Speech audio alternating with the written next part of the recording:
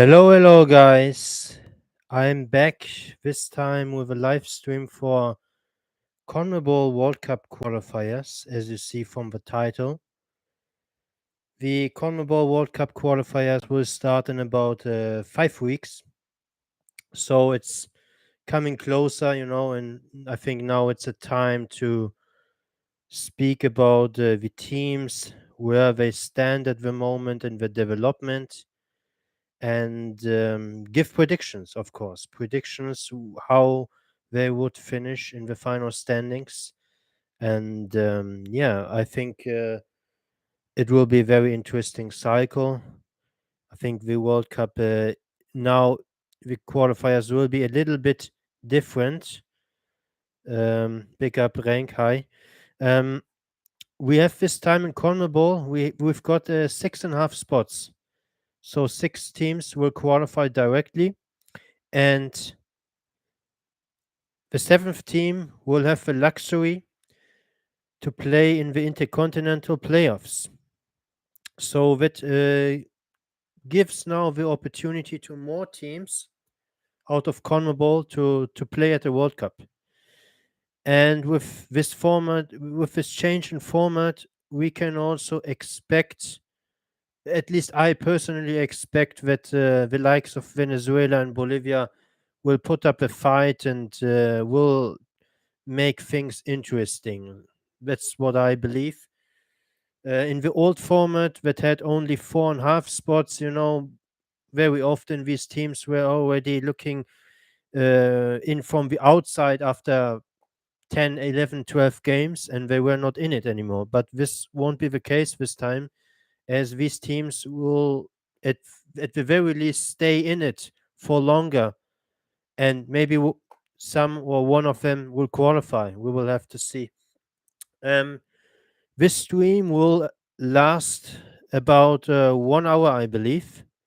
Um, maybe it will take more, or it's shorter. I'm not sure. I'm not very experienced in doing these live streams. And last time I was very surprised when I did my Women's World Cup predictions that it took 2 hours. And but I think this stream will be shorter because I have to discuss and make analysis only for 10 teams, and for the Women's World Cup they were 32 teams, so you see the difference. um yeah, I think let's start now with my predictions. I plan to do this like I will work my way up from the bottom to the top. So I will start with 10th place, 9th place, 8th place, and then we will get to the very top. And I will say a couple of things on each team, what I know, what I observed in the last months, and what I believe where they stand in the development, and what are the prospects to qualify. And yeah, my opinion over the last months has changed quite a few times. Honestly, I sometimes but checking out again the games that were played in March and in June, um, again, they were very they had an impact. They changed my opinion. Um, yeah, I think we will run now through my predictions. I opened a couple of polls on Twitter asking where you guys see each team finishing, and I will mention also the poll results so we have a kind of comparison. And yeah, will be very interesting. So let's start with my predictions. I have my notes as always. I will try to speak as freely as possible, but it's of course not entirely possible. I have to look at my notes, make sure that I don't miss huge talking points. And yeah, now 10th place. I'm feeling a bit bad to put this team here because I mentioned them on my Twitter in the last months as a side that has improved in my view, as a side that they are transitioning, but they are showing some flashes or signs of improvement, of progress. It's Bolivia. I have La Verde, nickname is La Verde, so the green color. I have them in 10th place for my predictions. Last time out, they finished in 9th place, 2022. They are managed by Gustavo Costas, a former Argentine World Cup winner as a player. He has been in charge since November 2022. So he has worked a bit of time with them, like a half of a year, and he introduced a new blend of players. Most of these players that are playing now for Bolivia, didn't feature that much in the last qualifying cycle. So that's something to consider. It's a new group of players, mostly very young also. The average age of the squad in the last international break in June was 25.75. So it's one of the youngest squads in this eliminatorias. And their standout performance in these friendlies in the last 6-7 months was a 2-1 road victory against Saudi Arabia in a friendly. I watched that game also, and that was basically the benchmark. That was what made me a bit surprised or thinking that they have progressed. Um, but Saudi Arabia, since the World Cup, not in great form. They lost quite a couple of games, and I'm not sure that that victory holds that much weight. But it showed that they are a side now that can put up a fight also on sea level. They are not strictly that altitude team they used to be, in my opinion. They will be more competitive now when they go and play these teams on the road. They won't get beaten 4-5-0. I don't see that. Maybe by Brazil, Argentina, but they will keep it close against all the other teams. And I think their defensive organization and the way how they defend as a team has massively improved under Gustavo Costas. They When they lose possession, they put numbers very quick behind the ball. They are very quick to get back, track back to defense and defend in numbers. And when they played a friendly against Ecuador, they hold Ecuador at bay for 73 minutes.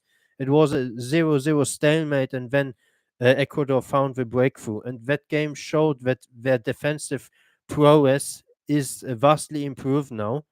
The downside is, I believe, they will not score as many goals as in the last cycle, because their star striker, Marcelo Martins, a naturalized Brazilian actually, is already 36 years old. And I don't know whether he will stay around for the whole cycle. Probably he will, but the question is in which physical condition will he be, and can he still contribute with the amount of goals he had in 2022. I believe he scored in 2022 like 12 goals, so who was the top scorer of the CONMEBOL Eliminatorias. And he plays now for Independiente del Valle in Ecuador. We'll see how he will get on there. But he remains the star and the most influential, most important player on this team for sure. If they want to have any chance, he needs to score the goals. You know, they don't have much other goal scoring options. In Bolivian football. There's a lack of strikers. We don't have any strikers coming up. You know, you see the squad. None of their strikers, other than him, scored goals basically for the national team. So that's a very worrisome stat. Yeah, I believe their games will be more low scoring this time. They will concede less, they will score less. And I believe they might get, for the first time since 30 years, a win on the road. It's a very shocking stat. Bolivia haven't won a World Cup qualifier on the road since 30 years. In 1993, the last time they won at Venezuela 4-0. Since then, it's like 68 games. I'm not sure the exact number, but it's more than 60 games and close to 70 games. They haven't won a road game in the South American qualifiers. Very shocking stat.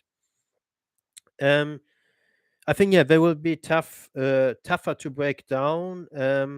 Yeah, the issues are up front. What else? Yeah, Gustavo Costas, the new trainer, the new coach, criticized VFA also for lack of funding and poor training grounds. You see, Bolivia is a very poor country, and they are not in a very good place, actually to compete against these South American teams because just the facilities are poor, and they have only like one training ground or something like that. And something very important to consider is also that they might not even play all the games this time at the altitude of La Paz, the home games, because they put the stadium of Santa Cruz, that's a city on sea level, as their second venue for hosting World Cup qualifiers. And it's expected that they will host some World Cup qualifiers there in Santa Cruz. They won't play all the World Cup qualifiers, home World Cup qualifiers in La Paz. And that surprised me actually a lot. And I didn't understand that decision, at first glance. But it seems that there are financial reasons behind it. The FA was offered not enough money for the broadcasting rights, and then they decided to open up an online platform where people can sign up and watch the qualifiers. Of course, that online platform costs money. It's not free of charge. And also, they want to generate some income, some revenue by that. And also, they want to generate more revenue by hosting games in Santa Cruz. Why? Matches played in La Paz are very rarely sold out. Mostly they are, you know, especially if Bolivia are not really that close to the playoff spot or so anymore. The stadium is kind of empty, half empty. And the people living in Santa Cruz are also ready to pay much more for the tickets. The ticket sales will probably go up. More people will buy the tickets, and they are ready to pay more, much more, because in this city there's the appetite, there's the desire there to go into the stadium and watch the national team, and that's not really the same in La Paz. So that's, I think, one major point to say that Bolivia are maybe in couple of games deprived of one of the biggest assets, which is altitude. And yeah, at, you know, it has an advantage also that they will get now exposed, or they will see now their true level on sea level. And maybe also by playing more games on sea level, they will improve their standard of play, because they are now forced to improve their standard of play. They can't rely exclusively on altitude anymore. I think this generation of players, it's a new generation. I think I saw some promise and quality. I think this generation can seek to qualify for the World Cup in 2030. I think this cycle comes a little bit too soon for them. And it's kind of a transition cycle. I see that for them. Maybe they will prove me wrong and they finish eighth, or I don't know. I you can't rule out anything. Maybe they get a playoff spot. I don't know, but for a couple of weeks ago, I considered them honestly for a playoff spot. But now, with all what I saw, research, and this change of the venue, I think they will probably not make it, and I have them coming in last. So I will look at my notes if I missed any talking points.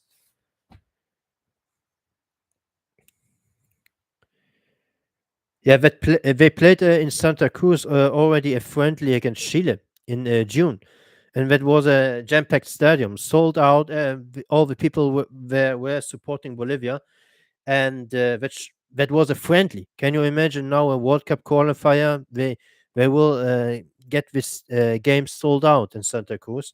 And in that game, actually, Bolivia were a better team for about 50 minutes. In my book, they were better than Chile for 50 minutes on sea level. It was played in Bolivia, but on sea level.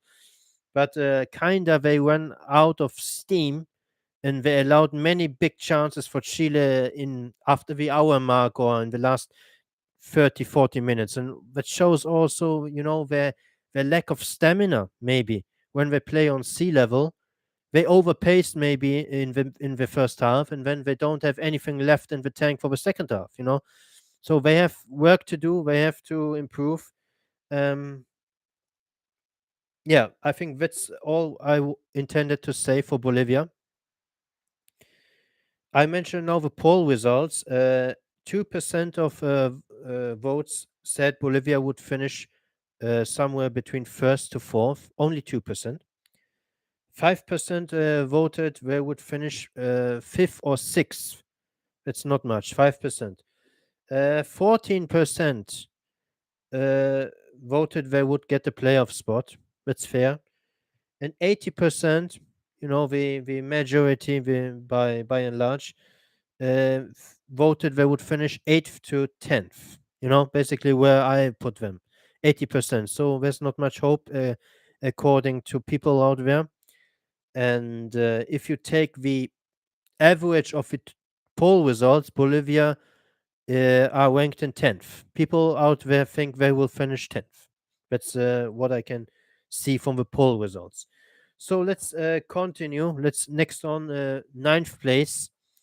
It will get interesting. Ninth place, I've got Paraguay, nickname La Albiroja, the red white ones. They have 8. And sorry, I forget to say about the World Cup appearances. Bolivia has 3 World Cup appearances, and the last one was in 1994, and was a group stage exit. I will mention that for every single team. So, but Paraguay have 8 World Cup appearances to the name. They are one of the more storied and traditional nations in South American football.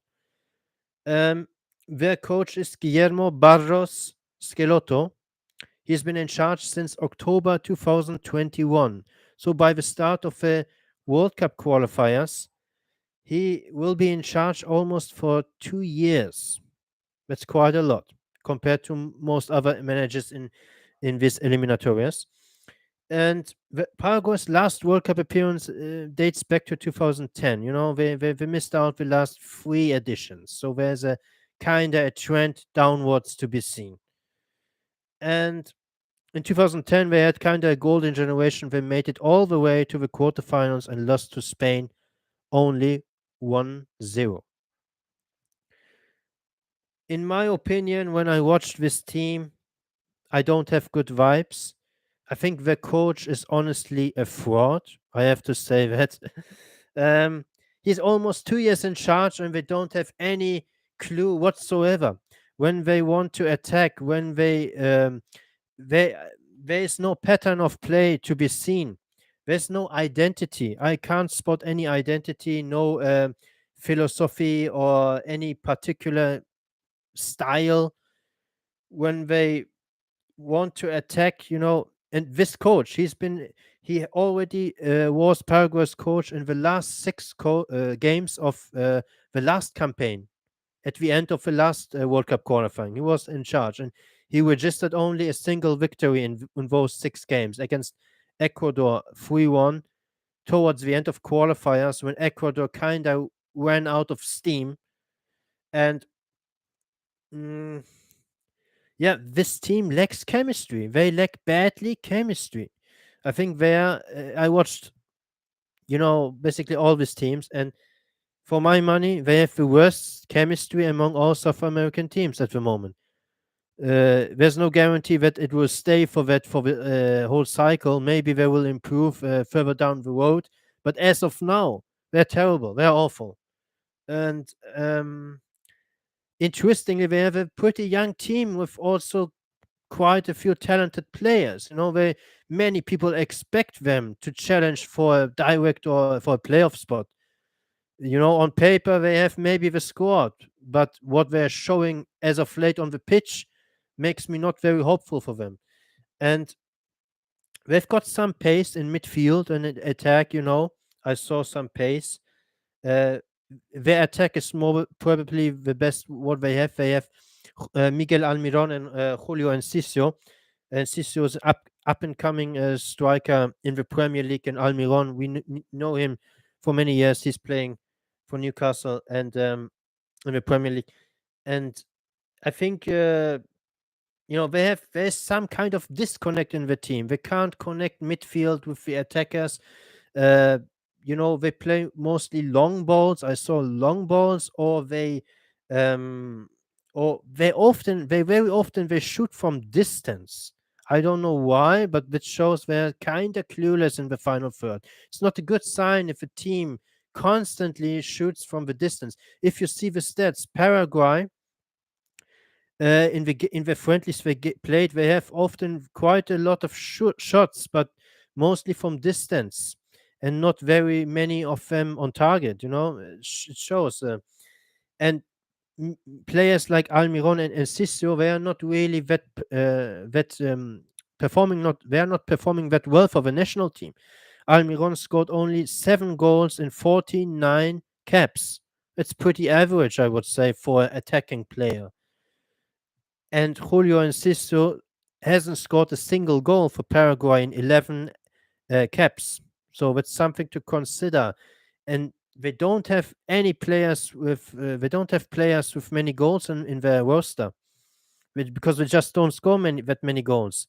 They don't have that creativity. They have pace. I saw pace, but they don't have the creativity. They don't know how to break down teams and attack with a strategy, with a plan. And yeah, yeah, they just don't come across to me as a team that can capitalize on their attacking talent. Um,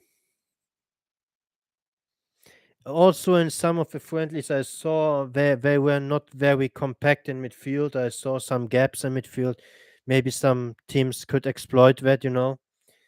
And this manager, Schelotto, has won only 4 out of his 15 games in charge with Paraguay. 4 out of 15. Against who? Against Ecuador in the eliminatorias, the last eliminatorias.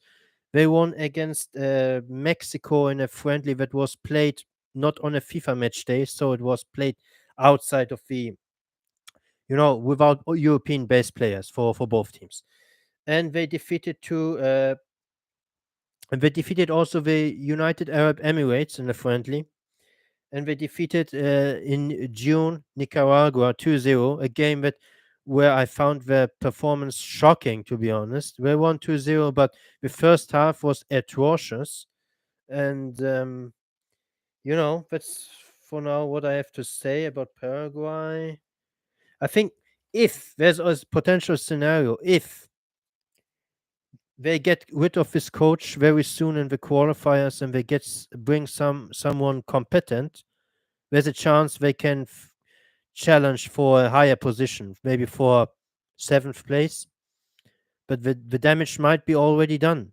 I expect Paraguay to have a average to bad start. The schedule is rather lenient for them. The first games they are playing most against the teams of the level. But if this coach doesn't get it right, and at the moment I'm not optimistic, they will be towards the bottom of the table, and then they might sack him, bring someone new, and they might improve. I don't know, but for now I have them in 9th place. I know it's pretty low.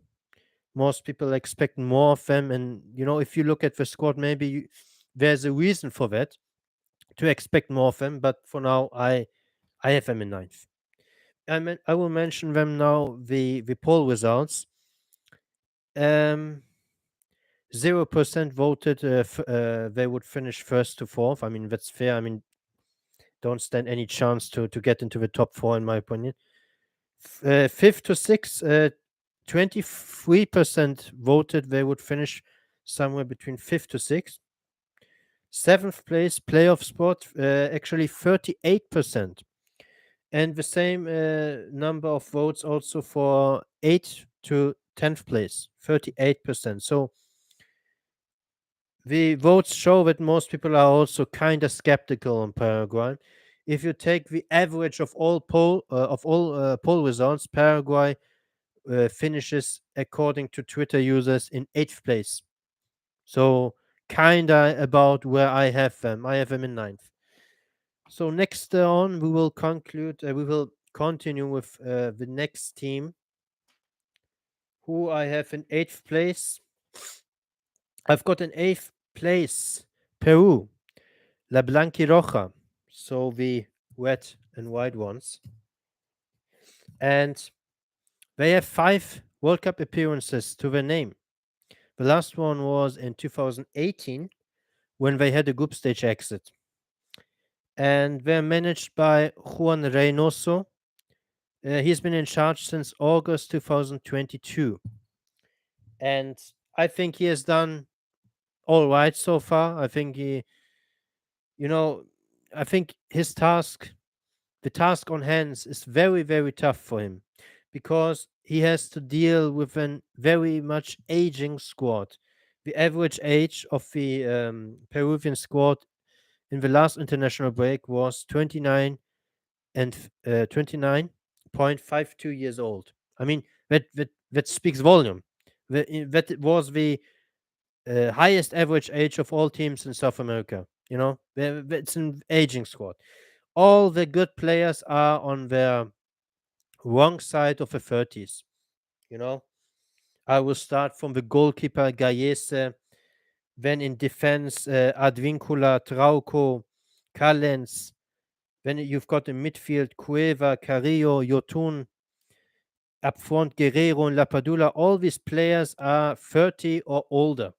And that's a big problem because these are the main players, the best players. And as of now, if you would ask me, I would rate Peru still the 6th best team in South America on current form. They finished the Eliminatorias in 5th place, and not much has changed. But the problem is it's an aging squad, and the World Cup qualifiers are a very long-winded process. These qualifiers will last until September 2025. So it's more than 2 years further down the road. And I see a massive drop off for some of these players and for the national team as a whole. And that's why I have them only in 8th place because although I rate them at the moment still the 6th best team in CONMEBOL. And, you know, their standout performance in a friendly was a 4-1 victory over El Salvador. It was back in sometime in 2022.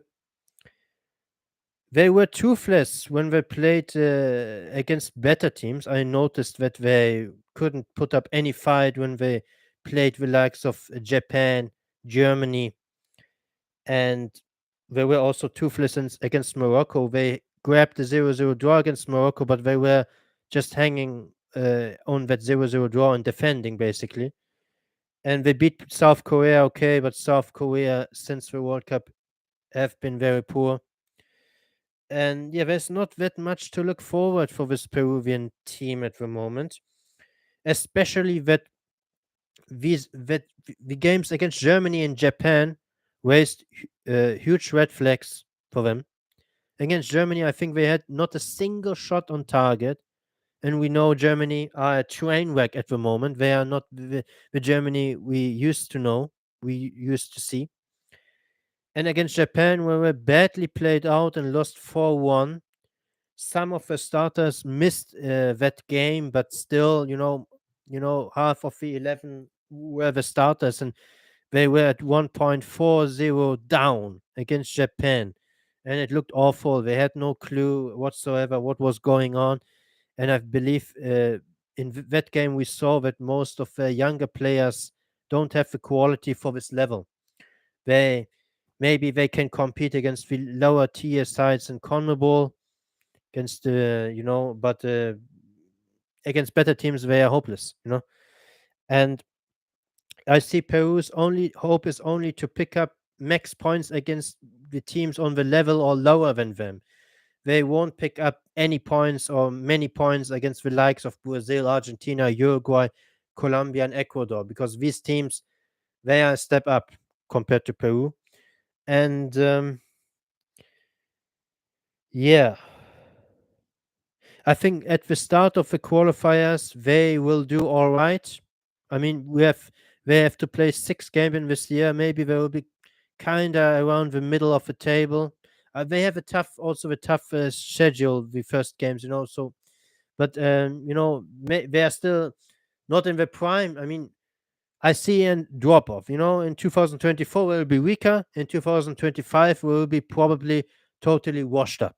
That's what I predict, and that's why I have them only in eighth. Some people have them lower, maybe. Some have them higher. It depends. When we look at the Twitter poll results, 4% had them finishing somewhere between first and fourth. 42%, that's quite a lot, had them finishing fifth or sixth. 24% had them finishing seventh, grabbing an intercontinental playoff spot. And 30% had them finishing 8th to 10th, basically where I put them. So you see, yeah, there are still kind of some people who, um, uh, think they would do it. They would do the job again. The last 2 cycles were finished in fifth place, so it's something to consider. But there are also quite a few people who think they will massively drop down. And yeah, these are the poll results for Peru. Quick pause. I will just drink something, maybe around 30 seconds.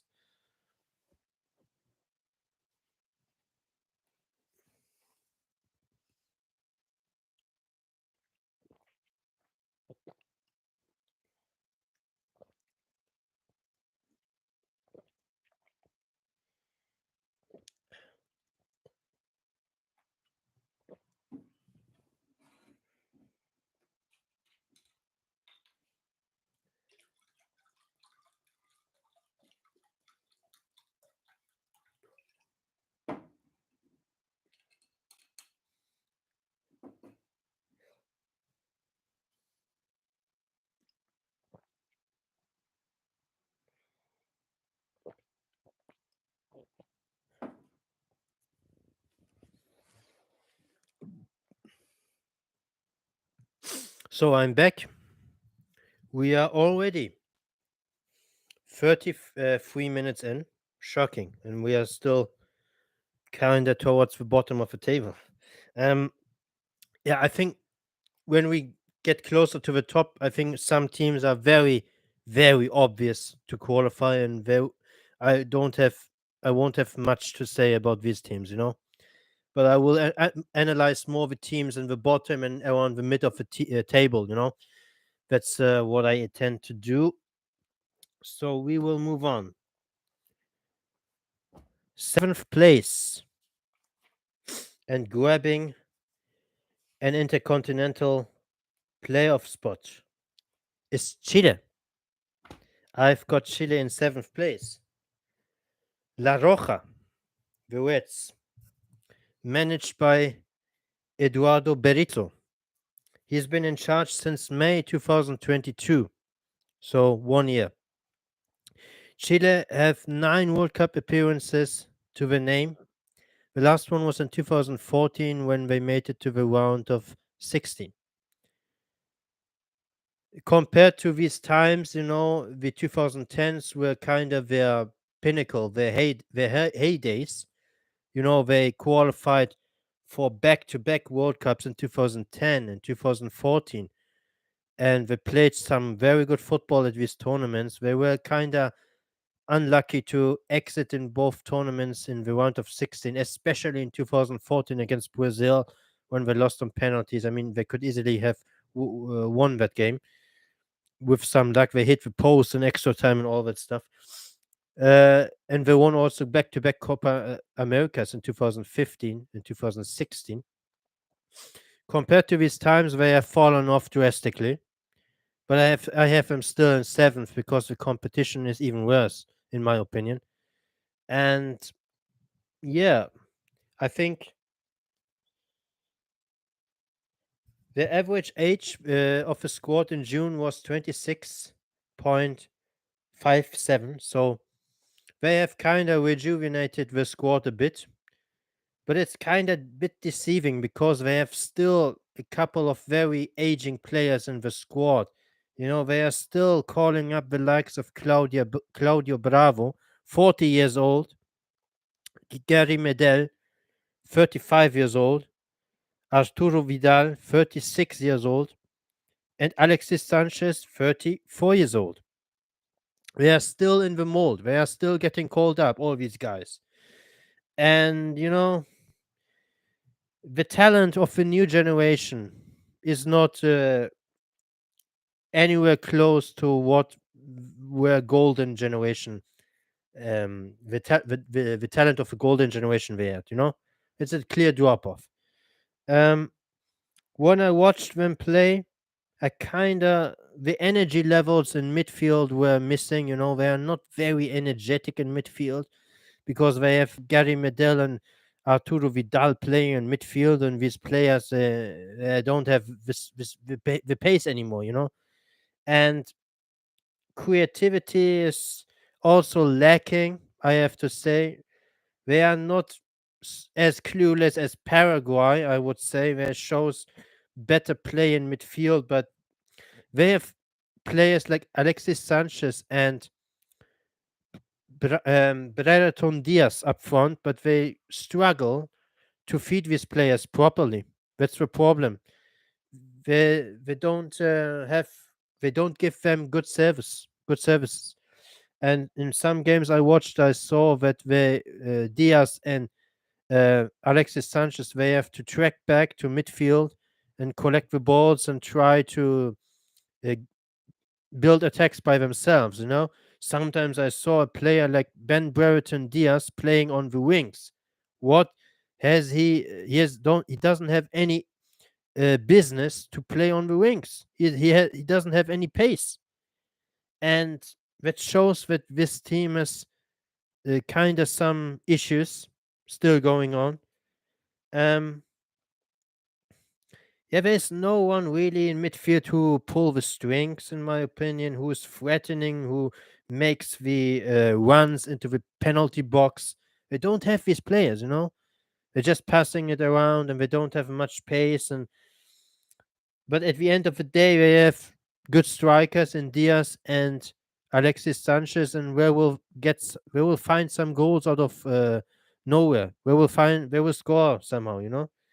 And the problem is they are very much reliant on um, Alexis Sanchez, because when he's not on the pitch, they are much weaker.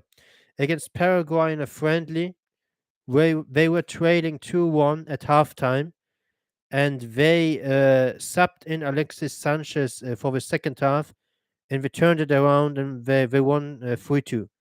And Sanchez scored one goal, and the other was a terrible goalkeeper blunder by Paraguay in the stoppage time.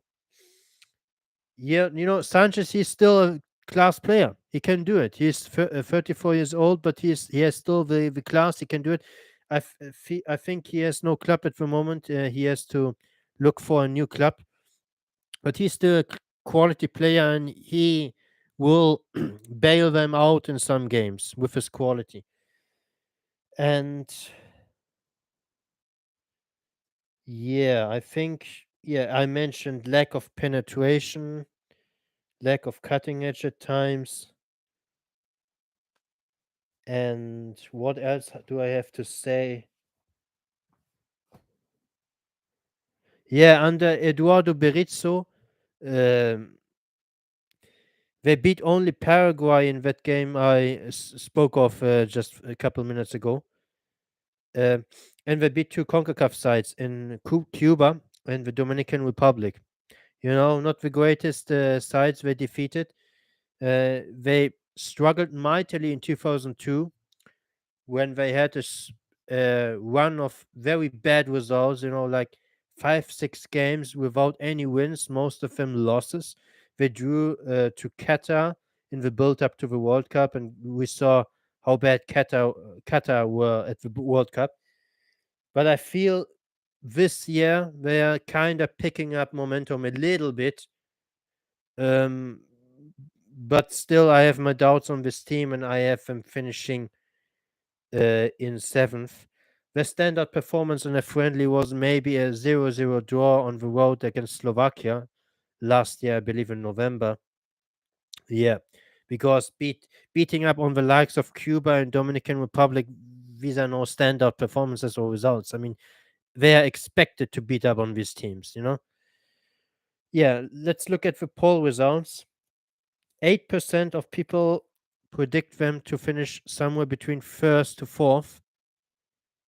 41% predict them to finish fifth or sixth. That's quite a lot. 41%. 16% predict them to finish seventh. Basically, where I put them. And 35% predicted also them to finish among the bottom three from 8th to 10th. So you see, some people are also not convinced by this team. Some people think they will qualify directly. Interesting. Let's continue with the next team. I think I will have to speed up. We are now 41 minutes in. Sixth place, and my big surprise, one of my big surprises, because I have maybe also another one.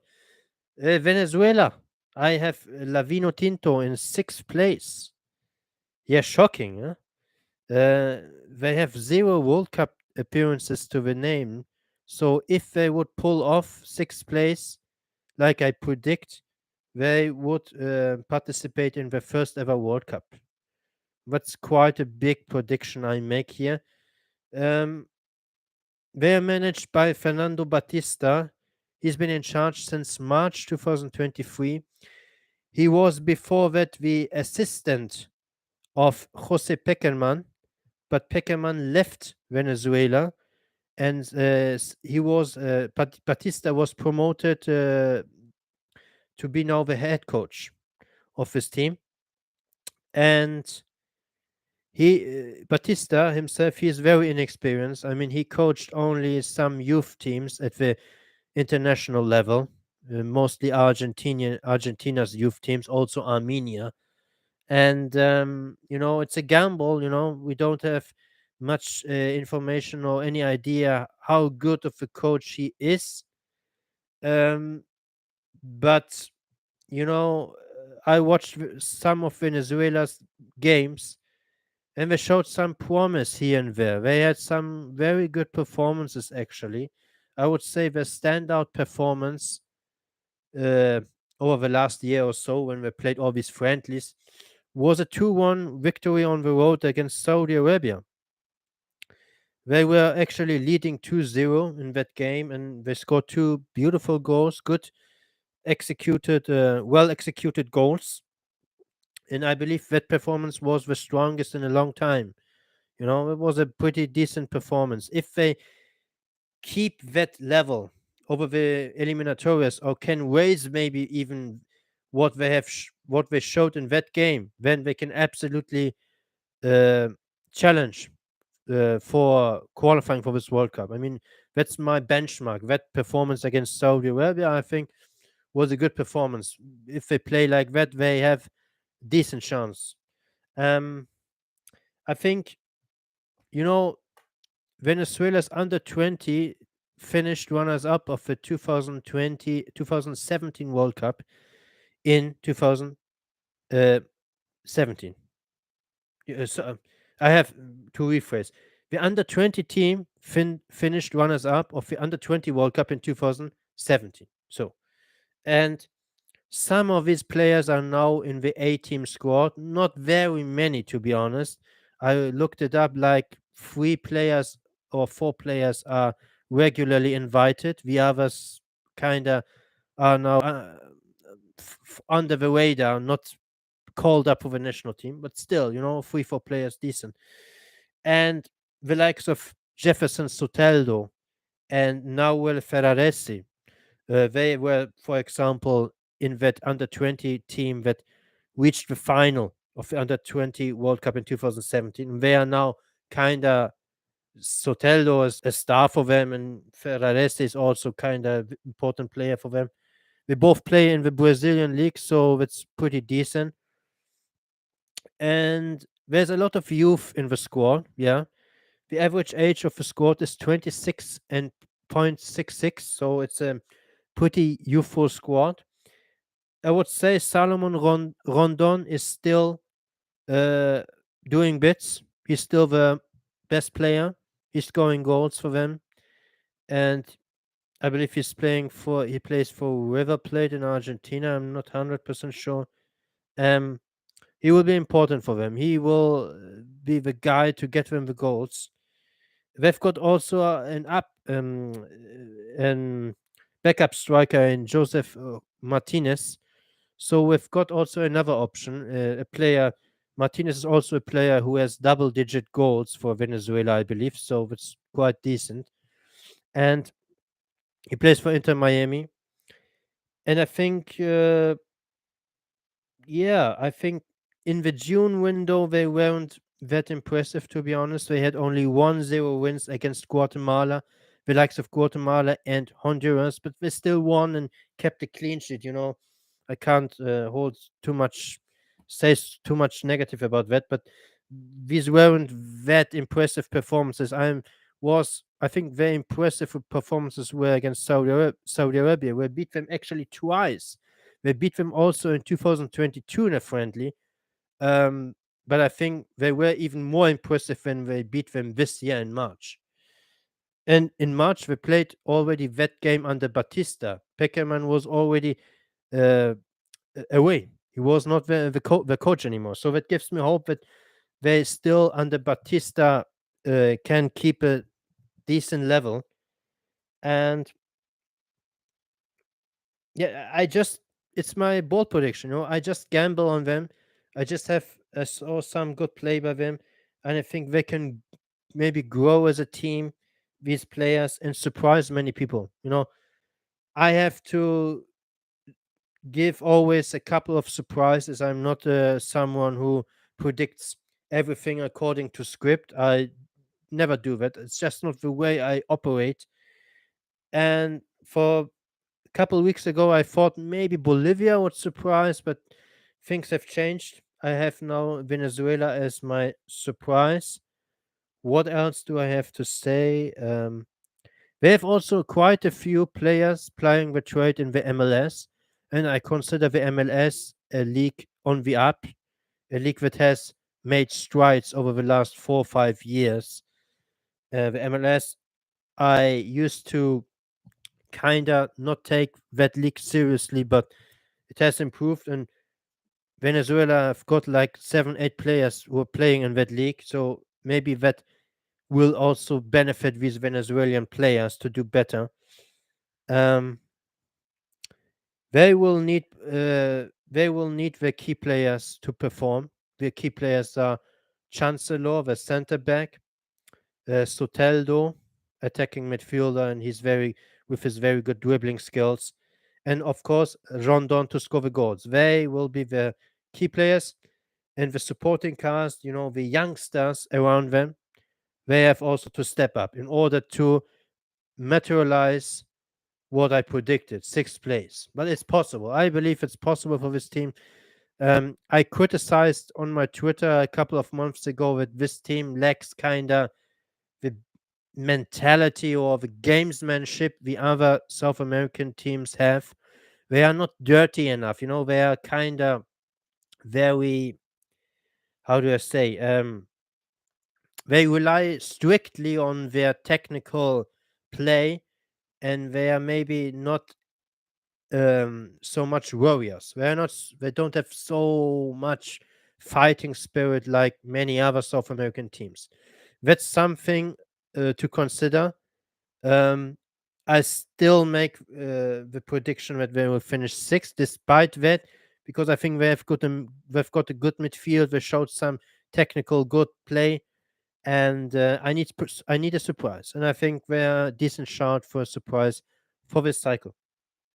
I will mention now the poll results. 1% voted for them to finish between first to fourth. 9% voted for them to finish between fifth to sixth. 24% voted for playoff spot in seventh, and 66% voted for they would finish eighth to 10th. And if you take the average of these polls, you see that more Twitter users predict them to finish ninth, only ahead of Bolivia. So yeah, I will have to drink something again. Quick pause. It's just 30 seconds again.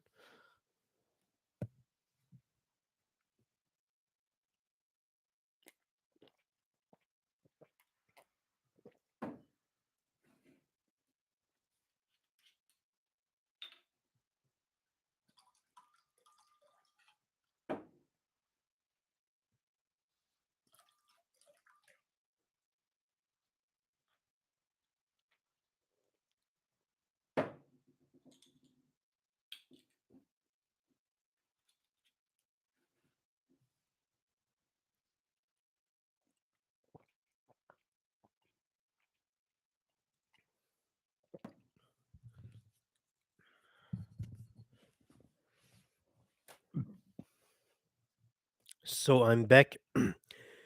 We are 51 minutes in. 3 people are watching the stream. That's good. I will look now a little bit at the comments for a change. Hello. Rank says the bottom half will probably be more interesting than the top half. I agree. You know, there's kind of a general consensus on which teams will finish first to fifth. Not necessarily the order, but which teams would finish there. And I think the bottom half is more tricky to predict. I agree. It will be a dogfight for sixth and seventh place. And Bolivia is probably the worst team. I agree, but the home advantage cannot be underestimated. Yeah, I agree. But as I said, some of the home games might be played in Santa Cruz, very probably. So we'll have to see how they get on sea level when they play at home on sea level. Martins is also not getting regular playing time at Independiente del Valle. Okay, that's also something to consider. Not good news. But a player of his experience, I don't know whether he needs that much playing time. He has the experience and he can always step in and deliver. And Santa Cruz has more football culture in the past. Yeah, I agree. I heard also that most of Bolivian players come actually from Santa Cruz and not from La Paz. So interesting. Almiron in 2019 gave me Mbappe flashbacks. He's very good. Yeah, he's very good.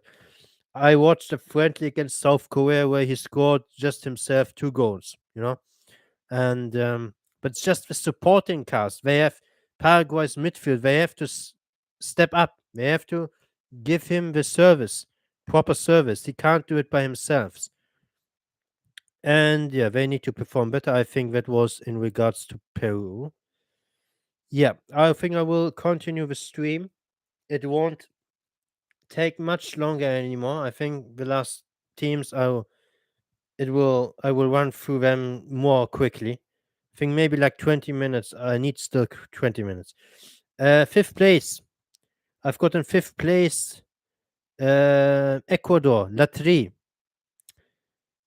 They have 4 World Cup appearances to their name. The last one was, of course, in 2022 when they were knocked out in the group stage. The new coach is Felix Sanchez Bas. He's been in charge since March 2023, so it's a very recent hire. He has only played 4 games with Ecuador so far, I believe. And yeah, 4 games. And there's something important to consider, to keep in mind. Ecuador will start with -3 points. It's very important because of the Brian Castillo incident in last World Cup qualifiers.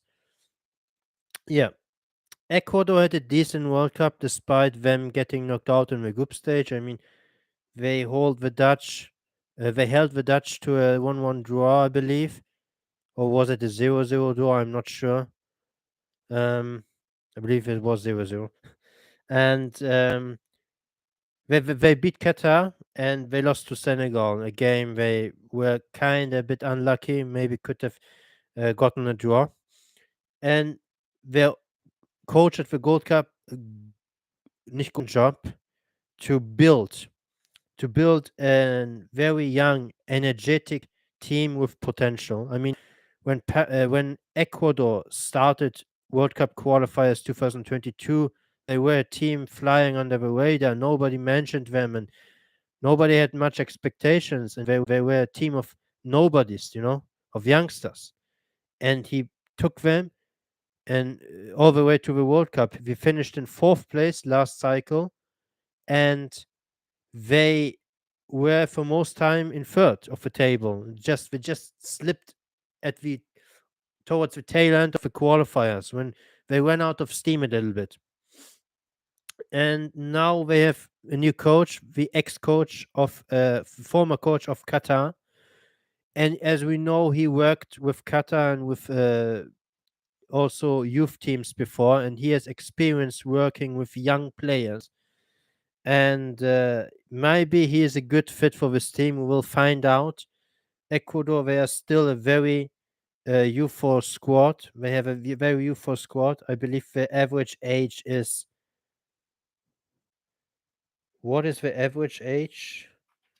It seems I haven't I didn't write it down, but I believe it's something around 25 and a half years. So it's definitely one of the younger squads in South American football at the moment. They've got still a potential, and they've got a huge up and coming talent in Kendry Paez. He showcased also his skills at the under 20 World Cup. Ecuador, I believe, had a quarterfinal exit, or was it? No, I believe it was a round of 16 exit actually. But he played well. I mean, and he showed his skills. And he's very young. He's 16 years old, so I don't expect him to play a big role in this qualifiers. But he's for someone for the future. Maybe towards the end of the qualifiers, or maybe later, he will get breakthrough into the first 11. We'll see. And I think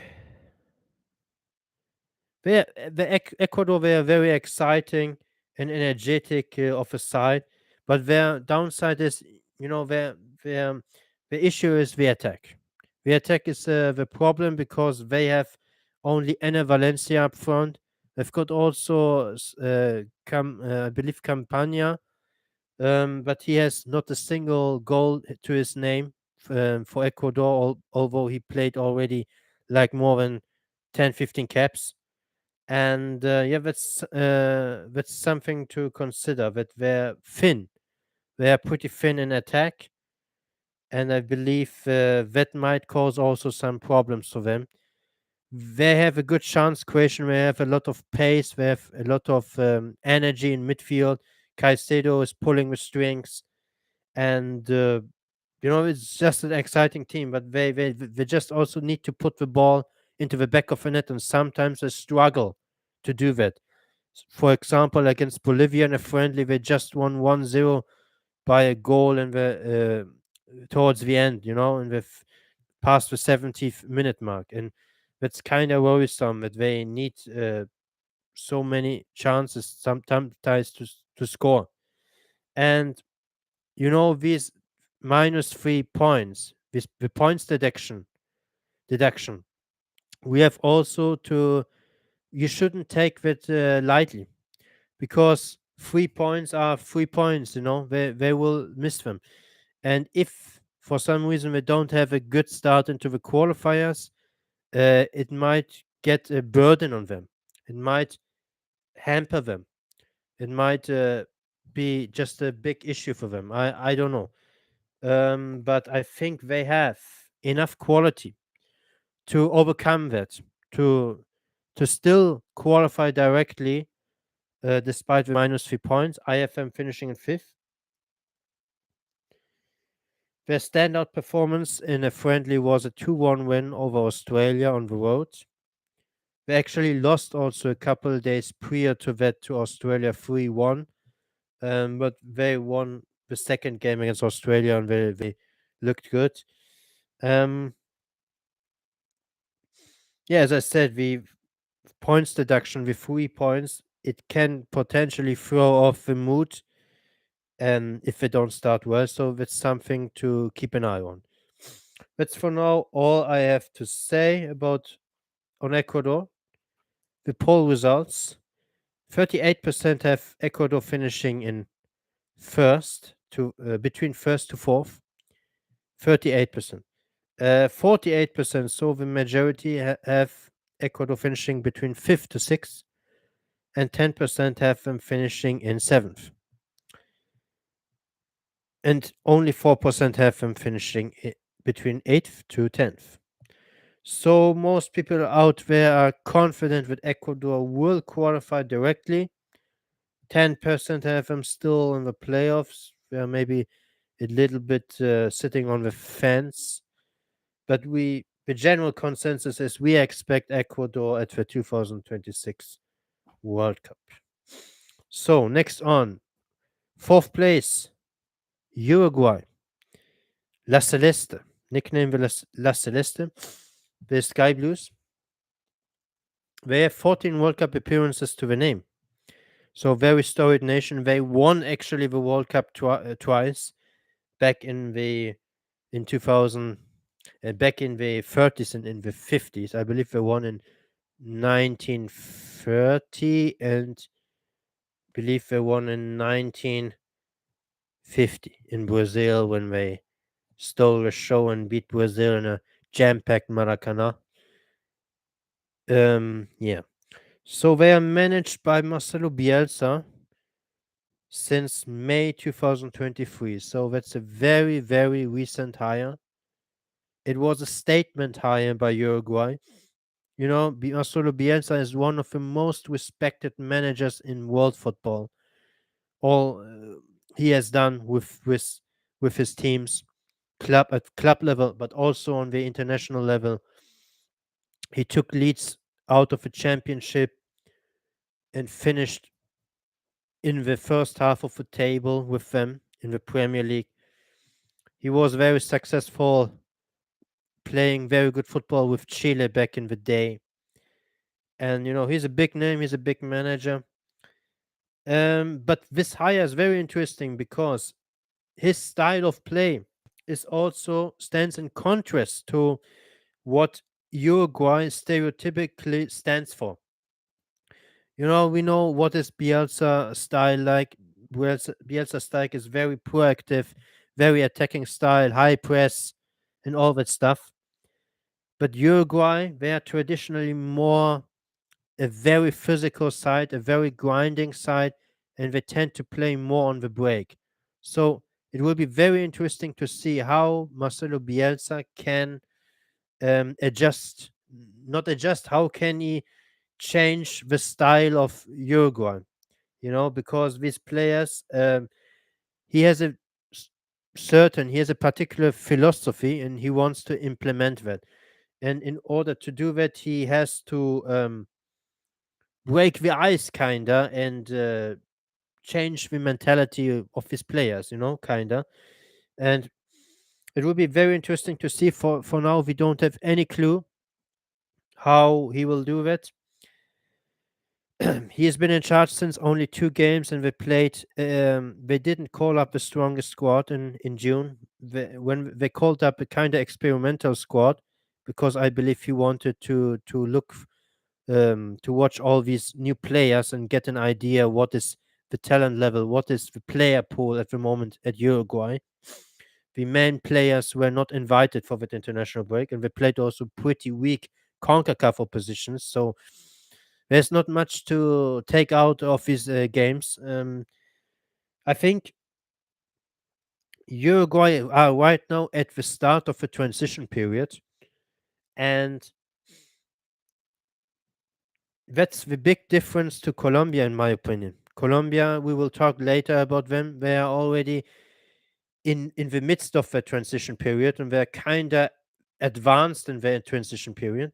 But Uruguay are at the start of it, and guys like Cavani and Suarez, Godin, they won't be around any longer. They are basically finished. They are not playing for the national team anymore, and a new crop of players has to emerge.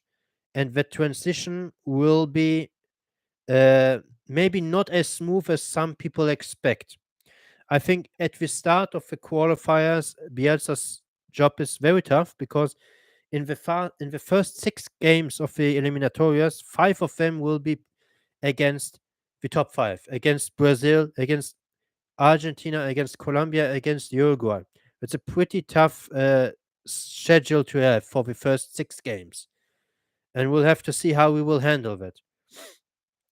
With so much many experienced players now, getting phased out. But Uruguay, they are the reigning under 20 World Cup champions. So on paper, they've got the talent, they've got massive talent coming through the ranks. And they've got, of course, Federico Valverde, one of the best midfielders in the world, probably. And the quality is without a doubt there. They just need to put it together and he will introduce his style of play. And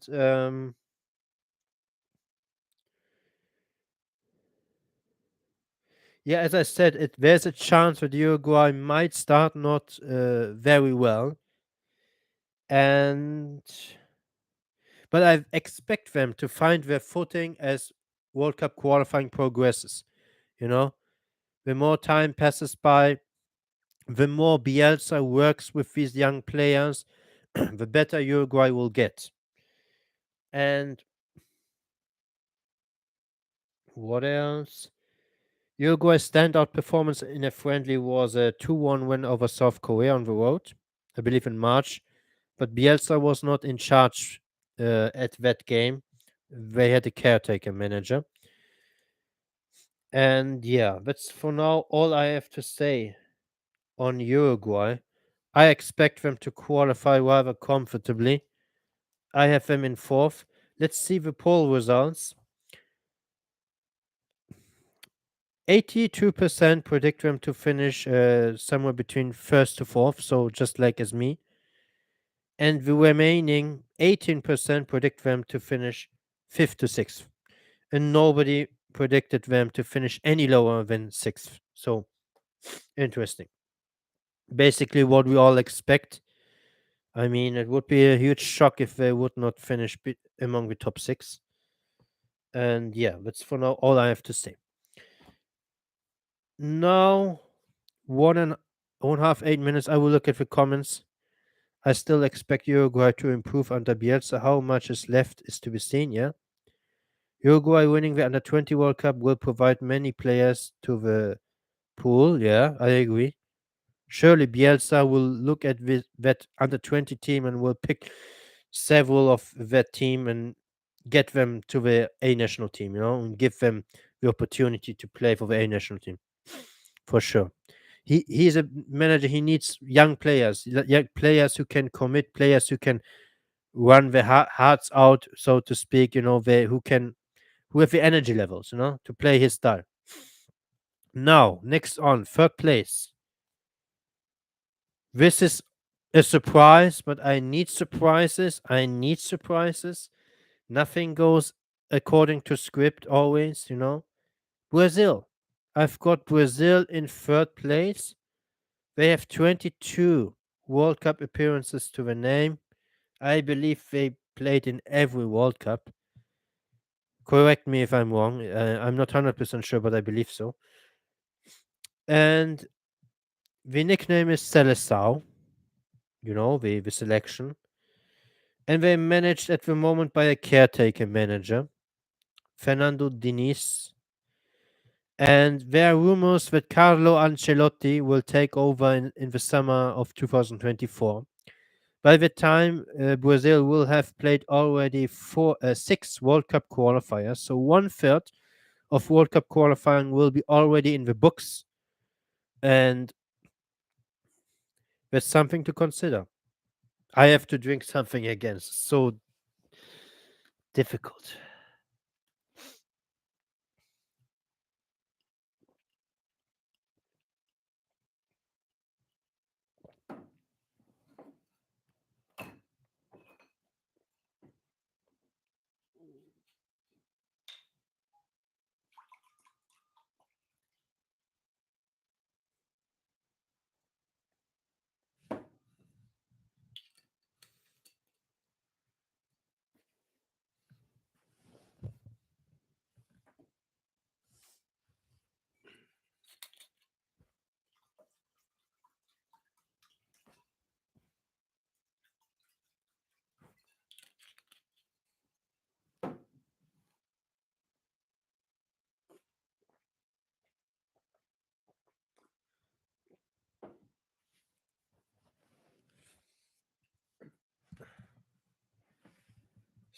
So, guys, I'm back.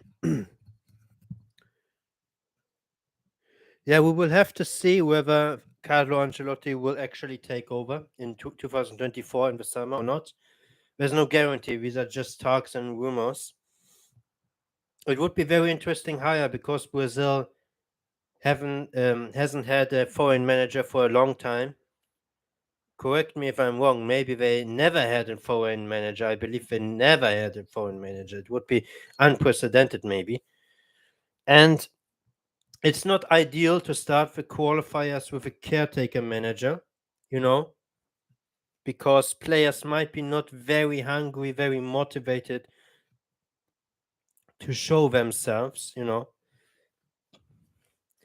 Maybe they have a slow start, maybe. There's always the chance.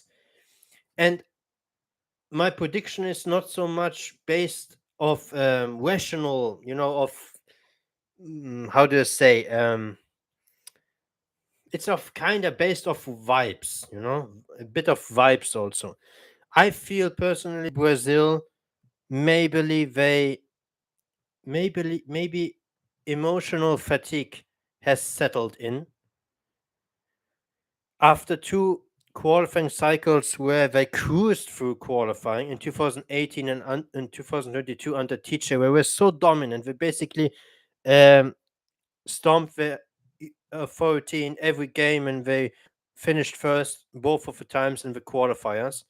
But both of the times they failed to reward themselves with a deep run or with a trophy at the World Cup. They had two quarterfinal exits under Chiche. And something tells me that they're maybe now ripe to have a average World Cup qualifying. After two qualifying where they steamrolled basically South America. And the talent is of course always there with Brazil. That's not the question. But post World Cup results, very interesting. Brazil lost to Morocco and to Senegal post World Cup. That's also kind of worrying that they are at the moment they kind of switched off. They are at the moment. They don't have what do we have to play for at the moment. There's the next tournament is coming up is Copa America 2024, but for now they don't have anything to play for. They know that they will be at the 2026 World Cup. A nation like Brazil will not fail to qualify with 6.5 spots available. It's just not possible anymore. you know and the motivation might be not as high. I just feel they are not up for this qualifiers, and we've gotten Colombia, a massively improved team.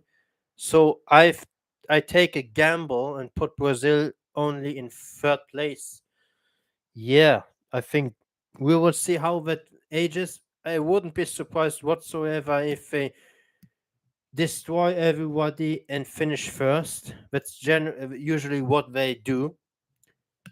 But for for the sake of this prediction video, for prediction purposes, I stick with third place. just to have also kind of a curveball, a twist, you know. I need some surprises.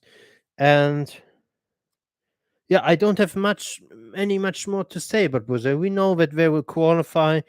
It will be very interesting to see how it pans out, whether Ancelotti will be Brazil's coach or not. But for now, that's all I have to say. And the poll results very clear. 98% predicted that they would finish somewhere between first or fourth, and 2% predicted them to finish 8th to 10th. You can make of it whatever you want, but 2% is still 2%. And nobody predicted them to finish 5th, 6th, or 7th. Interesting. So now we've got second place.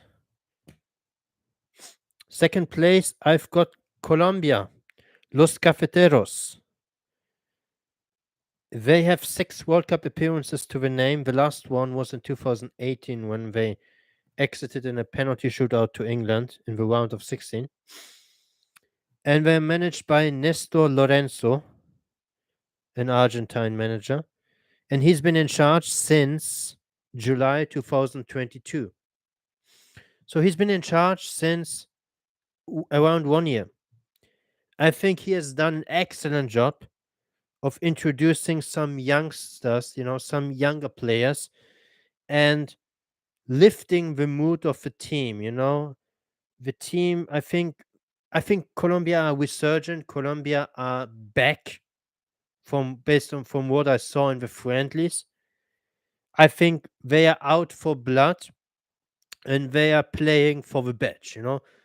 They want to prove a point that it was an accident what happened in the 2022 World Cup qualifiers when they had a streak, I believe, of 6 or 7 games where they failed to get on the score sheet. Shocking. With all the attacking players they had such an awful campaign, especially towards the end.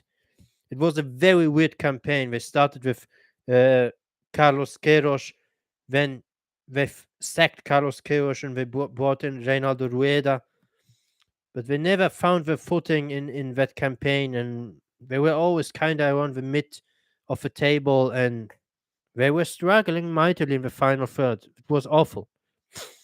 And I think this is now a new Colombia team, an improved Colombia team under the new manager. Lorenzo was the assistant of Peckerman from 2012 to 2018. Very interesting. I didn't knew that. I don't know much about him, but I just see what he has done with Colombia within 1 year is something to put some respect on. It's worth to note that to point that out. They were kind of a team in shambles towards the end of World Cup qualifiers, and now they look to me like the third best team in South America on current form. Of course, Argentina and Brazil are better than them. I've put Colombia in my predictions ahead of Brazil, but that doesn't mean that I rate them higher than Brazil as a national team. That's not the case. But for my money, on current form, third best team in South America. And he introduced some new players, Nestor Lorenzo, and some players who caught my eye were center back John Lucumi,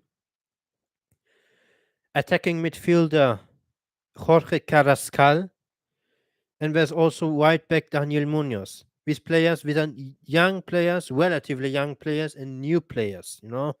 They didn't feature at all in the last World Cup qualifiers, I believe, and they look good. These players, and they gave Colombia some new life. And they have still James Rodriguez is still in the mold, but it remains to be seen what a role he will play in this new Colombia team, because he's not an undisputed starter anymore. He plays, I believe, for Sao Paulo now in the Brazilian league. He might still get call ups and play. It depends on his form. He has still maybe a couple of good years in him. He's only 32 years old, I believe. But Colombia showed already in these friendlies that they don't rely any longer on him. They have found now a way to attack and to score without him. We don't need his presence necessarily, and that's very important for the team going forward.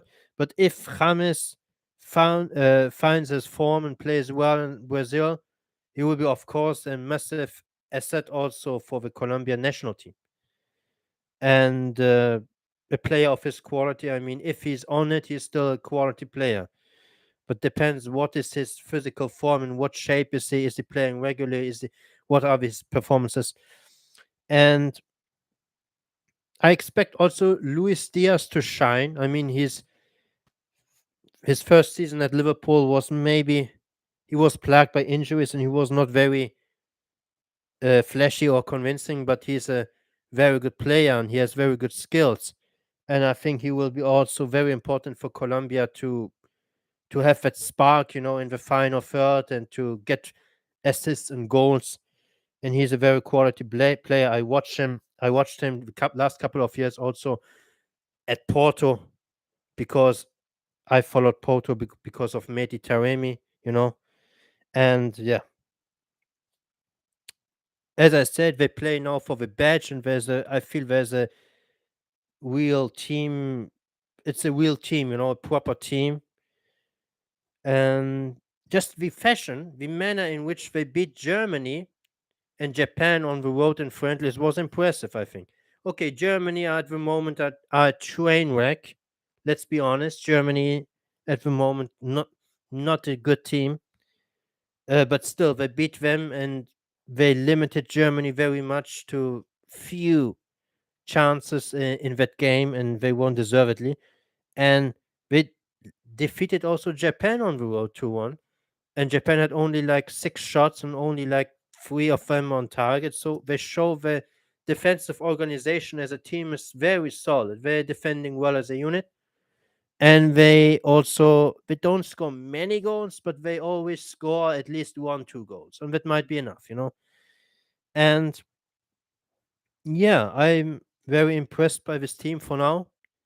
But one has to consider that these were just friendlies. There's also a kinda a possibility that these friendlies were kinda deceiving and they struggle again in World Cup qualifiers like we did last time.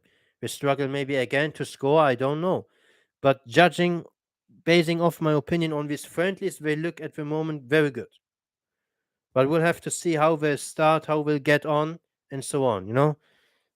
Yeah, but that's for now what I have to say on Colombia. I feel they are back, but we'll have to see. Let's mention the poll results. I think in a couple of minutes this live stream will be finished. 42% expect Colombia to finish among the top four. 48, so a little bit more, have them finishing in fifth or sixth. 6% have them finishing in seventh. That's not a lot. And 4% have them even finishing 8th to 10th. So, you know, unlike Uruguay, there are still a couple of people who don't trust them. Uruguay was 0% for 7th place, 0% for 8th to 10th place. That's the difference. People are not as sure about Colombia as for Uruguay. And now we've got first place.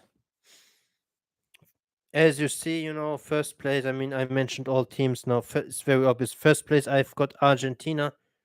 La Albiceleste. The, what does it with Albiceleste? I believe it's white. The sky blues? No. Albi must be white, or I'm not sure.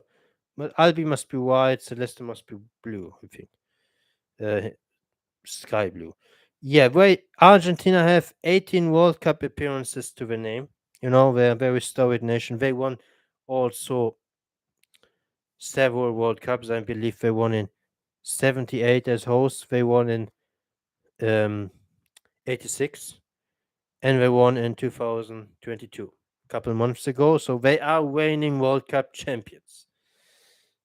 Something I didn't anticipate it. Yeah, believe I had Argentina exiting in the quarterfinals in my predictions for the last World Cup. I believe so. Quarters? Was it quarters? I'm not sure. But I don't. I didn't have them in the semis, and they are coached by Lionel Scaloni, white and sky blue. Yeah. Okay. They are coached by Lionel Scaloni, a very young manager. I believe he's the youngest manager out there in CONMEBOL among these teams, and he has done a brilliant job to revitalize this Argentine, to rejuvenate it, and to give them a new face and a new style. And maybe in the last cycle, at the start of his qualifiers, they weren't that flashy or that good, but they improved as time passed by. They became stronger and stronger. Towards the mid of qualifiers, they were stronger. Then they were even stronger towards the end, and when they reached the peak after the qualifiers, when they won the Finalissima and the World Cup, they won also the last Copa America in Brazil against Brazil in the final. So they are at the moment a world class team, for sure. A top two team in the world. I personally rate France still a little bit above Argentina, but Argentina won the World Cup, so they are up there with France, and they are now kind of on a wave. They won the World Cup, they won the Copa America, and I expect them to keep riding that wave in these qualifiers. And they have all the chemistry, the automatism is there. They've been under Scaloni's tutelage for about 5 years now, and they know what they have to do on the pitch. So there's not much question marks about Argentina. I expect this team to perform well, to keep going what they have been doing. Also, post World Cups, they kept on playing well. They beat Australia in a friendly 2-0. I watched that friendly. And yeah, there's not much to say about Argentina. We expect them all to qualify. And I will give now a bold prediction. I believe I'm just feeling my vibes that Messi will actually play at the 2026 World Cup. I don't have any information on that or any proof, but I expected initially him to retire after the last World Cup, but surprisingly, he keeps on playing for them. And he said something like, I want to, relish these games now with Argentina playing as World Cup champions and so on. And now the qualifiers are around. I think he will maybe not play all qualifiers. Maybe he will be sometimes injured, or he will get his time off sometimes. He's already 36 years old, but he will be still kind of a part of the team, and he will play in some games, I'm sure. And there's a chance that he will play at the next World Cup, and I predict actually he will play there. And the reason for that is one of the reason is I'm feeling more optimistic about that prediction because he's playing now in the MLS. And the MLS, the next World Cup will be held in USA, Canada, and Mexico. And it would be very fitting if his send off, if he would sign off with a World Cup held in the USA where he plays his club football now. And also for marketing reasons, it would be good for that World Cup for the USA to have Messi still around and playing at that World Cup, even though he won't be as good as now or the last years, but actually he never will have that massive drop off Ronaldo had in the last couple of years, let's be honest, because he relies much more on his raw talent, on his skills as a player. Ronaldo, as we know, he's more a hardworking guy, and he always showed up in these high stake games. And in his prime, he was an excellent player, of course. He was up there with Messi in his prime. But the last couple of years, Messi kind of stole the show with all these titles he won with Argentina, and he has still a couple of good years in him. I think by the time the World Cup rolls around, he will be 39. It's still possible that he would play there, so I wouldn't rule it out. I mean, I'm feeling maybe he would play there. Um, I think Messi playing in North America means there's a strong chance of playing. Yes, I'm feeling kind of the same, exact same.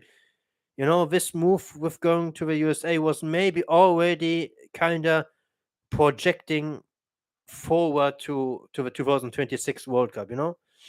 And yeah, it will be very interesting to see what will be his decision. Will he play?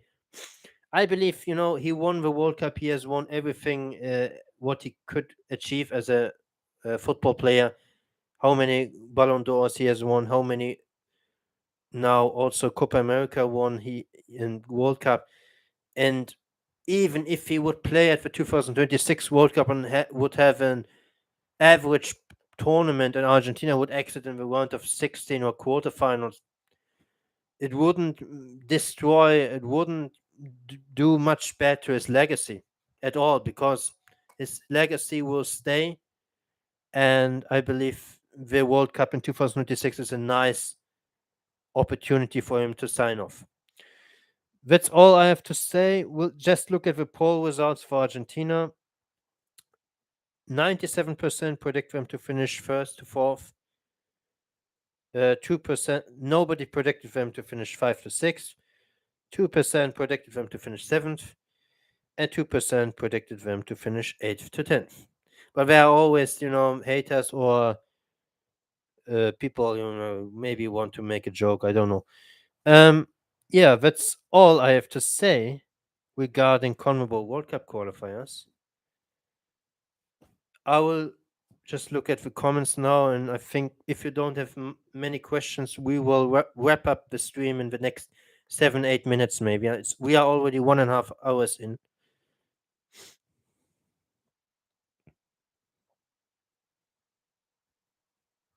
They have played every single World Cup. I said that out of the top of my head, but I was not sure about Brazil. But they've played. I believe they are the only nation to do that. I believe Germany qualified for every single World Cup, but they were banned in 1950 because of the World War II. But we'll see. Diniz is currently the coach of Club Fluminense, and his appointment as interim coach of Brazil caused controversy with fans and players. I personally don't know anything about him. Zilch. I didn't do any research on him. We'll see how he will get on with his players. Hi, Sammy. I'm sure about Brazil and Argentina being top two. Okay, yeah. Fair enough. I mean, that's also very, how do you say, what everybody expects. I'm just throwing in a curveball, just to be different. And maybe Brazil, they are just not on it. They are not up for it. Maybe we could see someone else slipping into the top two. But we don't have any. On paper, Brazil and Argentina, clear step above everyone else. I don't dispute that. Uruguay, Colombia, and Ecuador should be in the top 5. Yeah, I agree. I have the same prediction, basically. Even though, albeit Ecuador, they are starting with -3 points, but they have so much quality and youthful team, they should be top 5. I'm not convinced by the West, but I think Chile will finish 6th or 7th. Yeah, fair enough. I have them in 7th, but I wouldn't be surprised whatsoever if they would finish 6th. I think Messi, yeah, that I would out. The match channel says 2011 to 2015 was Messi, 2016 to 2021 was Ronaldo, and 2022 was Messi. And what's with the time before 2011? I mean, Messi and Ronaldo have been around since like 2004, 2005. So it would be also interesting to see your opinion, who was better in the early years. Ronaldo will play until he wins the World Cup or when physically can't anymore. Yeah, we'll see. We'll see.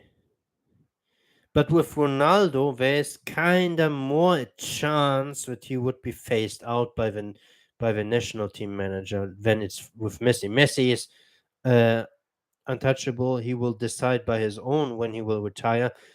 I already I used to think also the same about Ronaldo, but not sure. We saw how Fernando Santos put him on the bench at the last World Cup in the deciding games, in the crucial games, and we don't have any clue what will. For now, Roberto Martinez is still calling him up and inviting him, but we'll have to see how it will look like at the Euros next year. I didn't watch them play much before 2010, so it wouldn't be fair for me to comment. I watched them before in that time also, but I'm not very. I can't remember that time so well. All I know is that Ronaldo dropped off in the last years. But yeah, they were always kind of close to each other. One season maybe Ronaldo was better, the other season was Messi better, and so on. Then he says hi, yeah, hi. But you are kind of coming too late, Danny, because this stream is now ending in a couple of minutes. Martinez has for calling up players who played in the early tens decade. Yeah, you're saying that because when he was coach of Belgium, he called up also quite a few aging players. The mic is cutting off a little. Uh, yeah, thoughts on the AFC World Cup qualifying round 2 draw. Danny, I will of course do a prediction video and also an analysis on the Asian teams. Maybe not as compelling as I did with the CONMEBOL teams. We'll have to see. But I will give my predictions for Asian World Cup qualifiers in maybe 1 week of time. I won't need that much time anymore to finalize my predictions. I'm in the last steps. I kind of know already my Asian World Cup teams, but I need still a couple of time to maybe make some notes and make some analysis. Wait until September international break for World Cup qualifying round 2 analysis. But why should I wait for that? I mean, I told on my Twitter that I have a couple of futures coming in the next weeks. One of them is my 48 team World Cup prediction. In CONMEBOL World Cup qualifiers will kick off in September. So by that logic, I have to put out my 48 team World Cup prediction before CONMEBOL starts, before any ball is kicked in World Cup qualifying. So basically, I will do my predictions for the AFC, and I will give an 48 team list. I will basically, the thing is, CONCACAF will start, I believe, in March 2024, and UEFA will start sometime in 2025 even. So there's a chance that in my 48 team list prediction, I have maybe teams qualifying and further down the road with events happening, with teams evolving. My predictions look different. I cannot guarantee that my CONCACAF and my UEFA entries will be the same. Cannot do that. Just not possible. But I kind of can guarantee that my CONMEBOL, my AFC, and also probably my CAF predictions will be in line with my 48 team prediction list. At least I try my best to do so.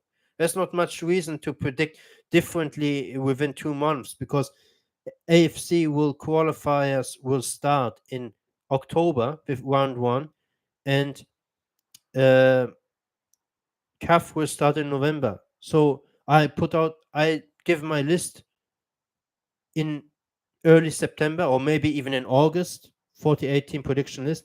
Why should I change my mind 2 months later drastically that I change predictions for AFC and CAF? CONMEBOL won't change anyway. That's now done. I recap. I have qualifying from CONCACAF: Argentina, Colombia, Brazil, Uruguay, Ecuador, Venezuela as debutants, and now I didn't mention that Chile would be my intercontinental playoff team. Do I have Chile qualifying? That I didn't answer so far. And yes, I have Chile qualifying. I think they will get through the intercontinental playoffs, and they will be the seventh South American team to feature at the 2026 World Cup. That's my prediction. And I'm not high on the general level, the overall level in South America at the moment. I think the bottom half of South America has declined a lot. Is not as strong as it used to be. At least some of these teams, not all. But if Chile get to the intercontinental playoffs, they will be seeded in my book. It's very unlikely, almost impossible they wouldn't be seeded in the intercontinental playoffs.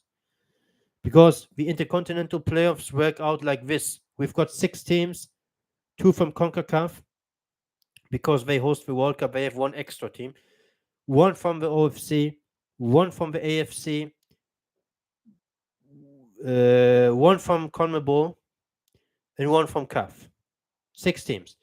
We will have 2 playoff semifinals between the teams who are not seeded. So the 2 highest ranked teams in the FIFA World Rankings, probably they will determine the pots or the seeding according to the FIFA World Rankings, will get a bye to the playoff final.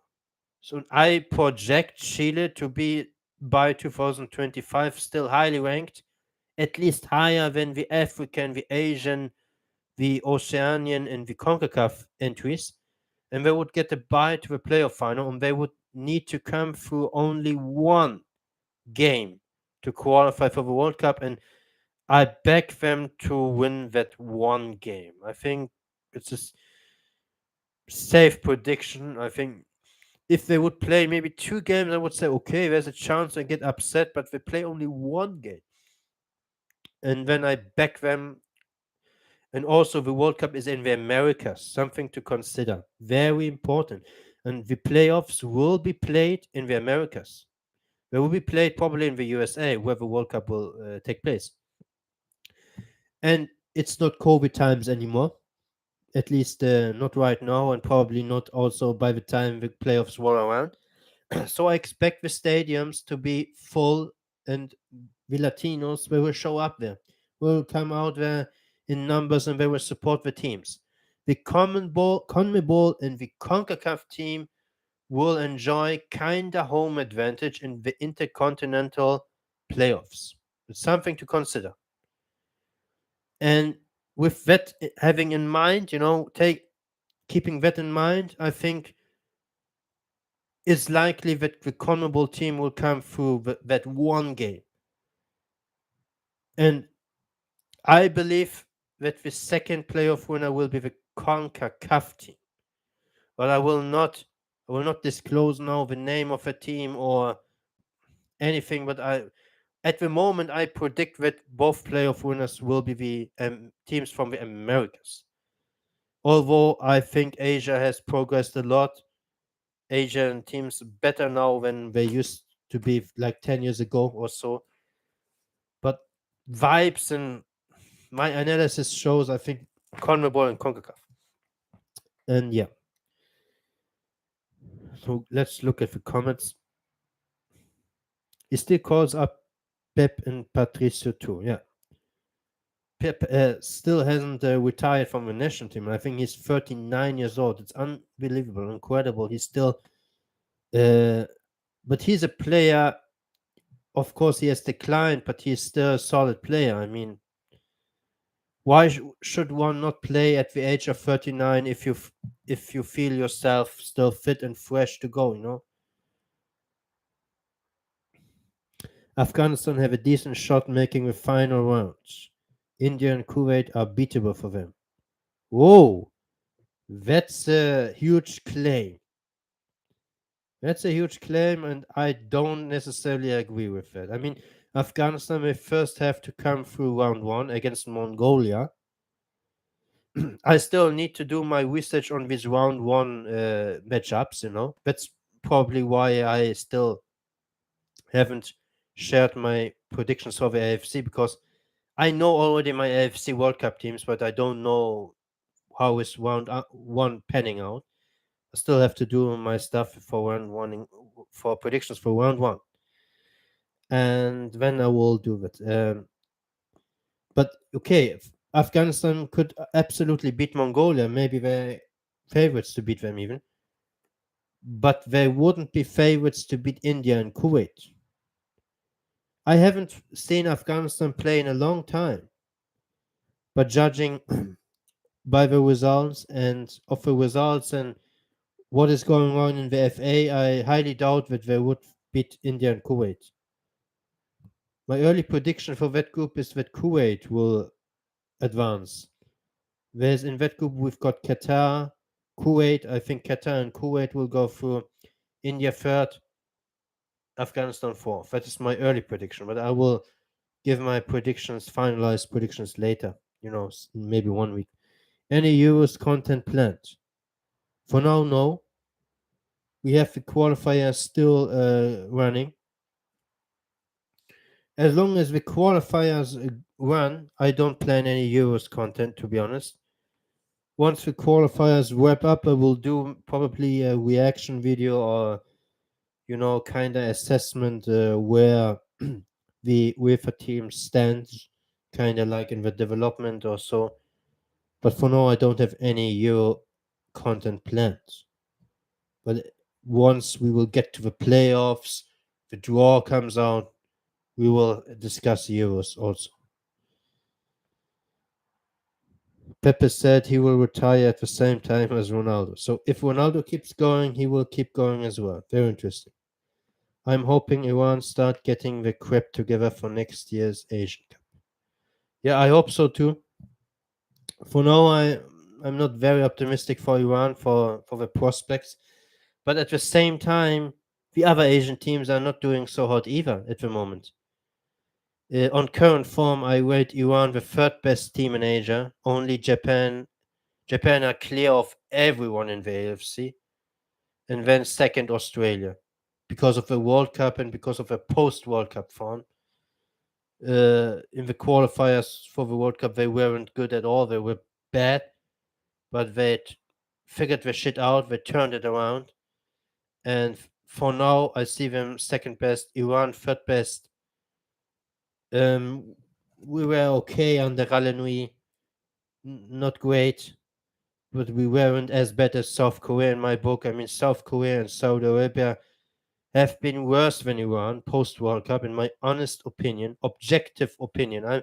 Yes, I have Iranian background, but I watch these games as from an objective point of view. And South Korea post World Cup under Klinsmann, they have been bad, not good. Saudi Arabia losing games left and right against Venezuela, Bolivia. I don't know, all these teams. They are not in form at all. They don't have even a manager at the moment. They are led by a caretaker manager, Saudi Arabia. I mean, they are showing by that also that they are not very serious about winning the Asian Cup. They are kind of now riding this wave of getting all the transfers to the Saudi League, you know, all these stars or some of them aging stars of European football. They're, you know, getting transferred to the Saudi League. Saudi Arabia's focus has shifted now to the Saudi League and not so much on the Saudi Arabian national team. And because of that, I don't see Saudi Arabia winning the next Asian Cup. It's an early prediction. I don't see it. They are hosts for the 2027 Asian Cup. that's probably the tournament where they are pretty big favorites to win it. But for the next Asian Cup, Japan are favorites, and Australia, Iran, South Korea, and Saudi Arabia are honorable mentions. Then you've got also the likes of Uzbekistan, Qatar, Bahrain, UAE, Oman, Vietnam, Iraq, China. Did I miss anyone? I think these are all the teams who, are have a capacity or the ability to go to a quarters run. Some of them maybe even semis run. We will see. My Asian Cup predictions will come sometime in January next year, and but my early prediction. What was my early prediction? My early prediction is that Japan will win the Asian Cup, but I don't know against who in the final. I'm not sure on that, but for now, I think Japan look like Asian champions. They look like the best team, and they are a clear step above everyone at the moment. Australia, while they are doing very well as a team, they don't have the same individual quality as Japan. There's no discussion about that. I mean, but Australia, a very good side. They're without a doubt a top 25 national team at the moment, I would say.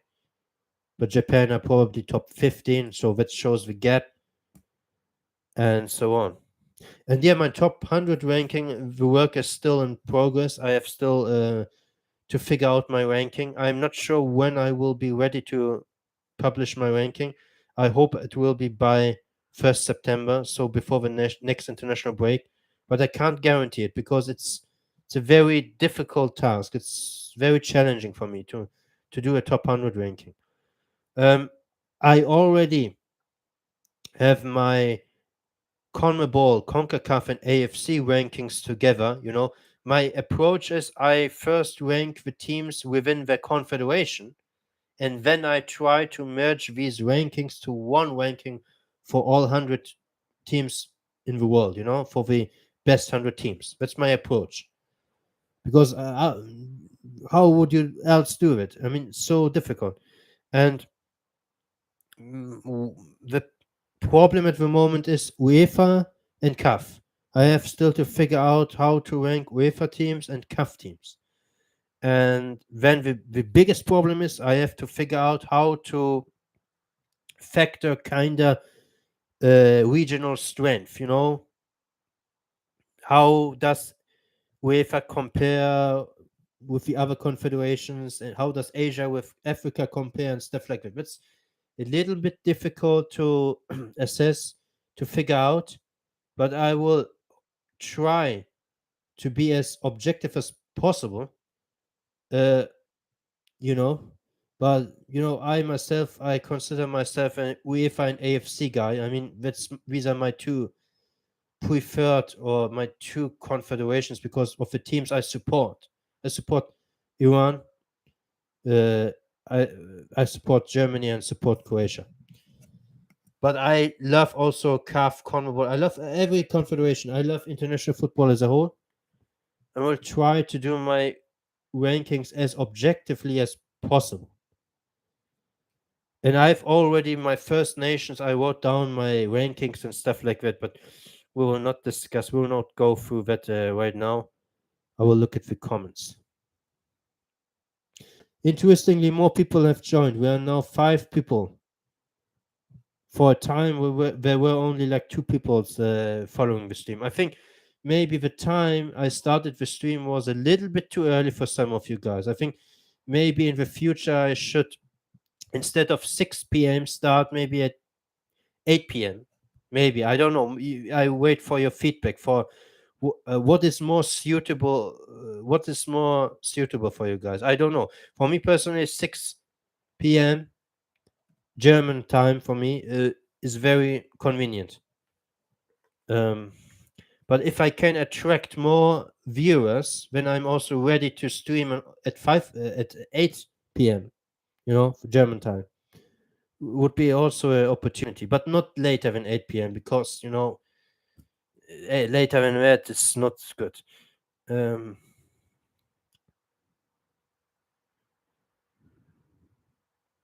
Crazy with Saudi Arabia haven't hosted it before.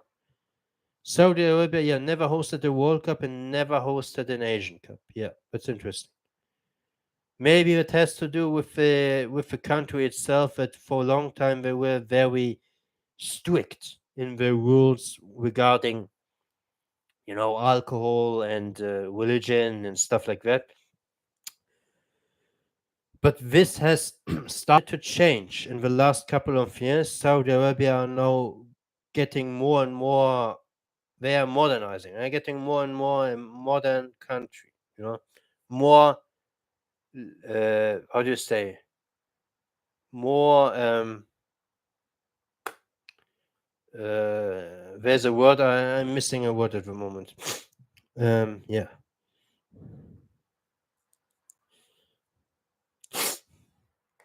Brazil tend to win away the most in the qualifiers. Yeah, it's true. But I think they might draw a couple of games on the road this time. Maybe they are not up for it, and then it could happen. But on paper, mostly they don't struggle away from home in South America. Too much attacking power is too much talent. I rate Australia's chances, yeah, for the Asian Cup. I rate them as well. But the problem is, if you look at the bracket, Australia and Japan could meet each other in the semis. If Japan top the group, of Australia top the group, they would face off in the semis. And in that game, I would favor Japan to get past Australia. But Australia would stand a decent chance, of course. It's like a 65-35 matchup in my book.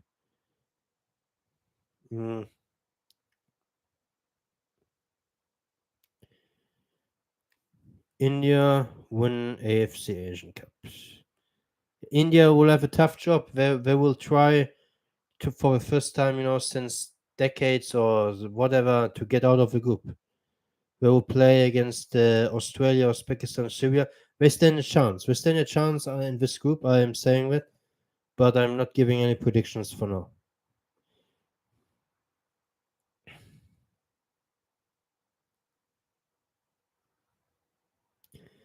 Even by Asian standards. Tajikistan are my dark horses for the Asian Cup. I see them going on a deep run. They're a decent team. Interesting. For now, I don't see that, but I think a realistic goal for them is round of 16. And I think they can do it because they are in a group with Qatar, China, and Lebanon. And Lebanon, on current form, I rate weaker than Tajikistan. But they're kind of also alike, kind of on the same level. But Lebanon have been atrocious lately. I mean, in the final third, terrible team. I've watched them. Quarterfinals max. Yeah. Tajikistan's max, absolute ceiling quarterfinals, so for sure. I think realistically, round of 16 is the max. I support Iran. That's about it. I live in Canada, but I'm not big on them. Yeah, fair enough. I would join your lives earlier, but the reason I don't join most of the time is because my notifications on YouTube are off. Yeah, that's a pity. India chances of for qualifying for a World Cup. You mean for any World Cup, for a World Cup anytime soon, or for 2026? For 2026, India don't stand a chance to qualify. That's a very easy prediction or assessment for me, because I have backed India to win the SAF championship. I backed them. I predicted India would get the better in the tournament over Lebanon and Kuwait, but I'm not predicting them now again to beat Kuwait in the World Cup qualifiers when they have now to travel on the road also. They beat Kuwait in the final on pens. It wasn't very convincing. It was on a edge knife, It was a very close game. And I think over the course of 6 games, I favor Kuwait to get revenge and to qualify ahead of India. And for the World Cup, yeah, that's for the World Cup qualifiers. I mean, India, their ceiling is round three. If they get past Kuwait, if they finish second, they are in round three, and that's their ceiling. But they don't have the means at the moment. They don't have the talent to go any further than that. There's no chance. I do see Saudi hosting a World Cup eventually. Yeah, I agree. I mean, what they have done, modernizing the country, and there's no more freedom. There's no liberty. They gave more liberty to the people, to the tourists, and so on. And they also started again. We started or again the ties with Iran. You know, Iran and Saudi Arabia on a political basis. You know, they are now kind of like friends, and it wasn't. It used to be like that. They were like arch rivals, but for now, and it was also strategical decision for Saudi as well as for the Iranian government to get Saudi Arabia behind themselves, you know, because Iranian, you know, Iran. I don't want to talk too much politics, but the Iranian government was struggling with the protests for a time in Iran around the time of the World Cup, and now, you know, they be how do you say? Now it's over. You know, the protest. There's no protest, nothing, and we'll see. Um, more progressive. Yeah, that's a word that is not very much on my radar, but I kind of meant that. Yeah, progressive. Yeah, yeah. It helps that Argentina and Brazil have easy first 3-4 fixtures. Yeah. I haven't checked the fixtures for all teams, but out of my top of my head, I know that Uruguay have a very tough schedule. As I said, they will play Argentina, Brazil, Colombia, Uruguay, Ecuador, all in the first 6 games, and that will be a challenge for Bielsa. He didn't have any time to know these players. I mean, he didn't even see the main players. The last international break, he called up all these youngsters and new players. Uruguay, they might have a rough start. I mean, that's what I see personally.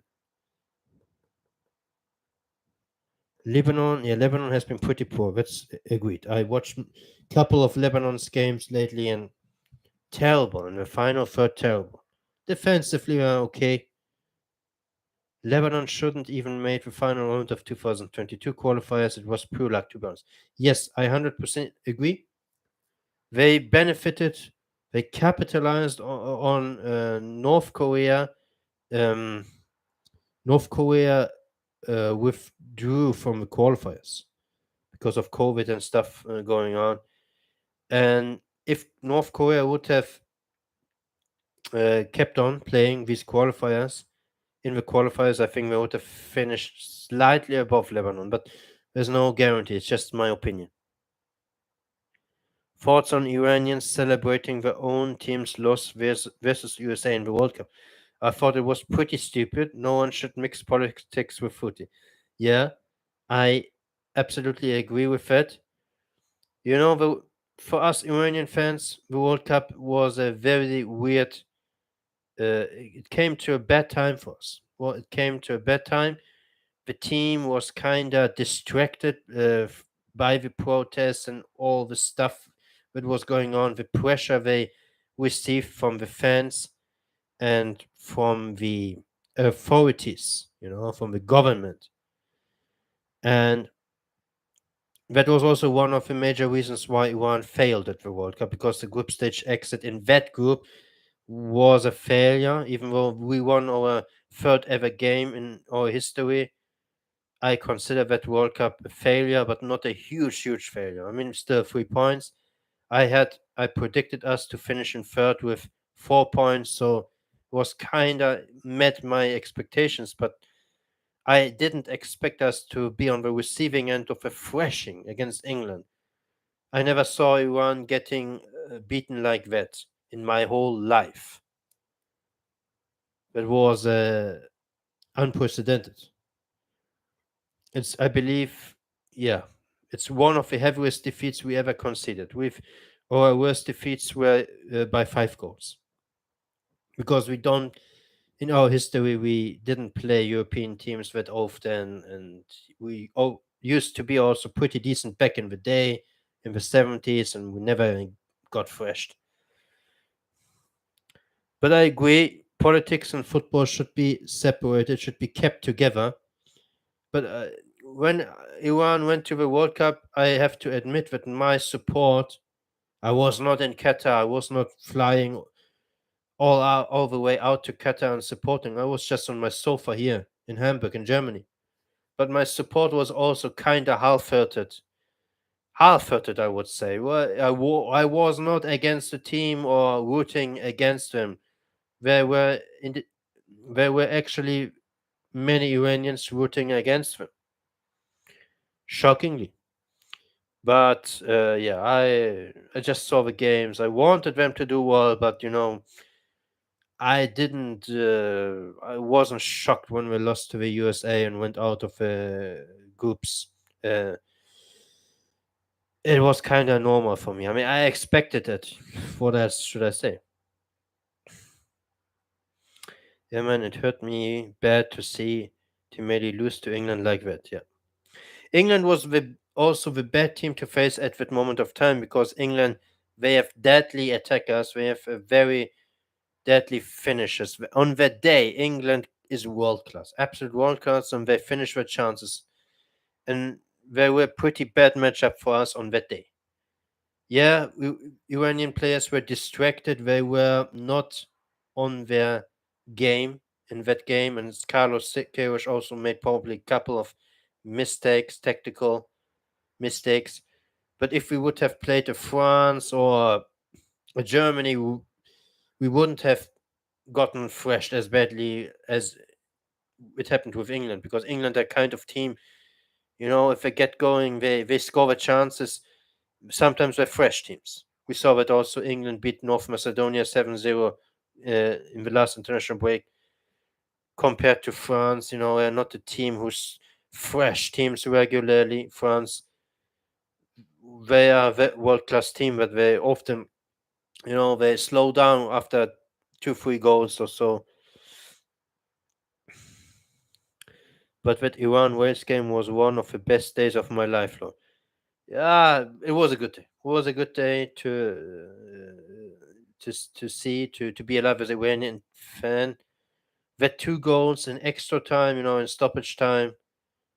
That screamer from Ruz Becheshmi was class. And then Ramin Rezayan added another to it, 2-0. Yeah, it was our third ever World Cup win in a World Cup game. So of course that will stay in the history books, and it's memorable. We beat only USA in 1998. We beat only Morocco in 2018, and we beat Wales in 2022. Now, which one of these victories is the most memorable one? Of course, 1998 against the USA, because all the political stuff that was going on. It was a highly political charged game, and it was our first ever World Cup, first win in a World Cup game ever. It's always special. That Morocco win, yeah, I was very happy after that own goal in stoppage time. I was more, happy than after the Wales win, because it was the first game, and we had then, a decent shot of getting out of the group. But after 6-2 thrashing against England, I already knew, okay, we won't get out of the group. We will maybe win a game. We will not get out of the group. And yeah. I suppose your support level for Iran is like Michael's support level for USA. In general, my first team I support is Iran. I don't know what is Michael's support for the USA. I believe his first team is Finland and then is the USA. Or correct me if I'm wrong. I'm not sure because he lives in Finland. But my first team is Iran. Then I support also Croatia because I always liked them as a kind of a different pick, a different pick for a team to support. Everybody supports all the big teams Brazil, Argentina, Italy, Germany, Spain, I don't know, France, England. I wanted to be different and they're from the Balkans. And I love also the Balkans as a region. And, I have a lot of affection for that region. And Croatia is a cool country also to travel to make holiday there. I haven't traveled over there yet, but I will surely will try to spend some holidays in Croatia in the next few years. I don't know when. I have in my list Greece. I have in my list Croatia. Again, Turkey. Maybe I was already in Turkey, but Turkey is always an option for me. Yeah. I support also Germany, but sometimes half-heartedly. Not very with a lot of how do you say, emotion or so. But now the Euros will take place in Germany next year. I have to support Germany. I mean, there's no other way. The Euros are here. I want, of course, Germany to do well. But as of now, Germany, they don't look good at all. And yeah, we'll see.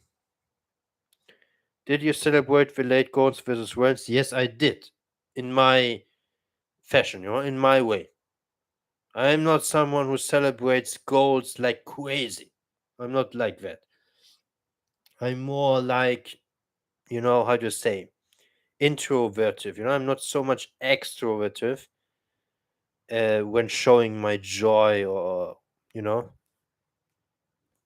Do you support Germany? Yes, I do. But Iran remains my first team. You know, if I'm asked, what is my first team? Iran is my first team because I see myself in first place as an Iranian, but I'm living in Germany. I see myself also as a German because I have also German passport. But um, you know, um, Iran is for me first, then it's Germany. You're right about Michael, yeah. So unlike me, he supports more the country where he lives in than the country of, I guess, his roots. I'm not sure what is his um, exact connection to the USA. He himself is American, probably, but he's living in Finland. That's what I can recollect. Um, but the USA as a country, it sucks. I wouldn't be. I wouldn't like the idea of living in the USA. It's not the country where I would like to live in. I'm more the Europe guy.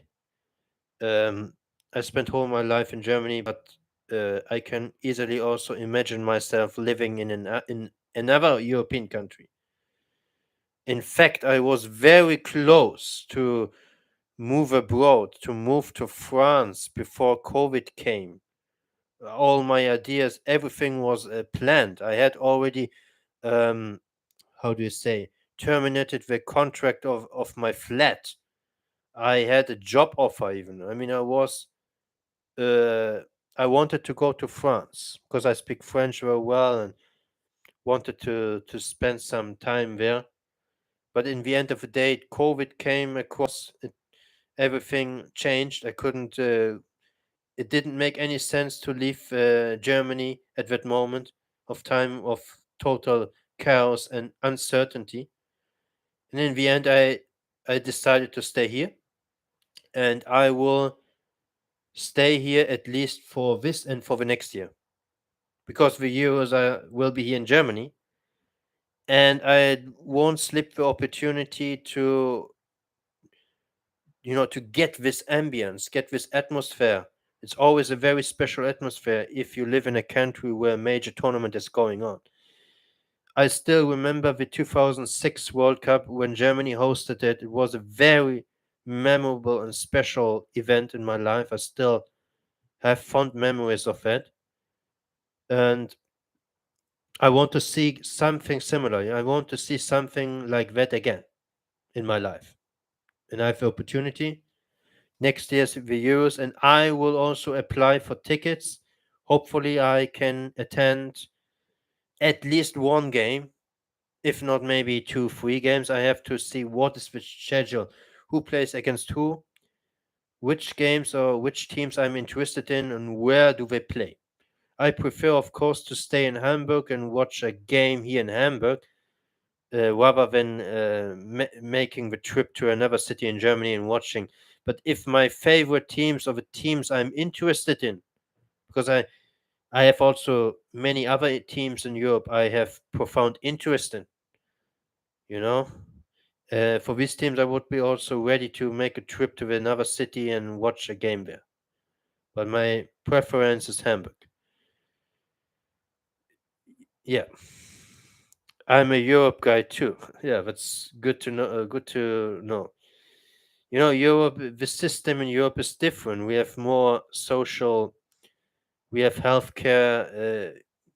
Healthcare for free, basically, and everybody is. You know, there's assurance for everybody. It's a better system, in my opinion, than you're USA. You said you are interested to see Germany, France because you liked the French. Yes, that's a very good point because I still the purchasing, the sales, you know, the tickets for Germany, France went online, I believe, about 1 week ago. The 25th was the day when they went online, the tickets. I actually, yeah, I have to check it out, and I still want to go. I will buy the tickets probably, and I will go to Dortmund to watch this game because Germany, of course, Germany is Germany, and France, because I like French culture, the language, and France as a whole. I have a affection, interest for them, and if when they visit Germany here, I can't miss the opportunity. I should go to the stadium and watch the game. And I haven't been in the stadium for a long, long time, for many, many years actually. I'm not so much a stadium guy, you know. I prefer more watching football from home because then I can kind of better concentrate on the game and analyze and stuff like that. You know, I don't know whether I would be able to properly, you know, s- understand what's going on when I'm in the stadium. There's so much noise around you, and you need also to have a good seat, you know, a good place where you can properly watch what's going on the field. If I go to the Germany France game, we'll probably go. I will buy a ticket where I have a very good sight, you know, very good look for on the pitch. You know, I mean, very close to the pitch. You know, because I don't go often to stadiums, and if I go, it's worth to pay a bit more to have a proper view, a good view. But I'm not a vlog guy. I will not make a vlog on that. That's not I intend to do. Maybe I will um do some pictures, some there be some images, you know, and maybe I will upload them. But I will not do a video or a vlog. That's not my intention. Any tips about Germany? I might move there next year or 2025. You want to move to Germany? You are sure? Are you sure? Germany is a mess. No. Yeah, Germany. It depends what kind of experience you want. You know, what is your goal? Because you know Munich is a great city to live in and to see the culture, the Oktoberfest, and all stuff like that. But the dialect of German they speak there is very distinctly different from what we speak here now here in the north. Actually, as a foreigner, when you learn German to a standard level, to a B2 or B1 level. You go to Munich, you don't understand these guys, because even some Germans, we speak proper German, we don't understand these guys properly. So Berlin is always an option because it has a lot of museums, and it's a lot of cultural activities, concerts, music, and art. Lots of arts in Berlin. Hamburg is always a good all-rounder, good, always also good. Here's the harbor, with also pretty good arts and culture scene, and Hamburg is a good city in Germany. It's a good all-around place to be in. Just the weather is not the best here. Of course, in the south, Munich, Stuttgart, Freiburg, where the weather is much better, of course.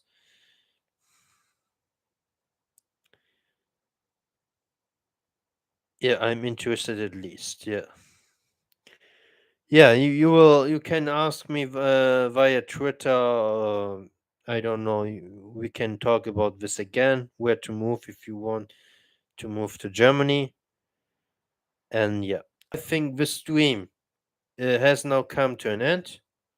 It's 2 hours and 21 minutes in.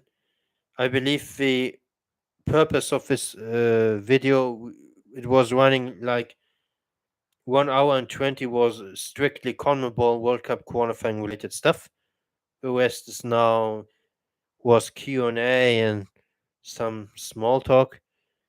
And yeah, I think the plan is that I will give my AFC World Cup predictions maybe in next week maybe. My top 100 ranking, hopefully I will publish it by 1st September. There's no guarantee that I can do it on time, but I will try.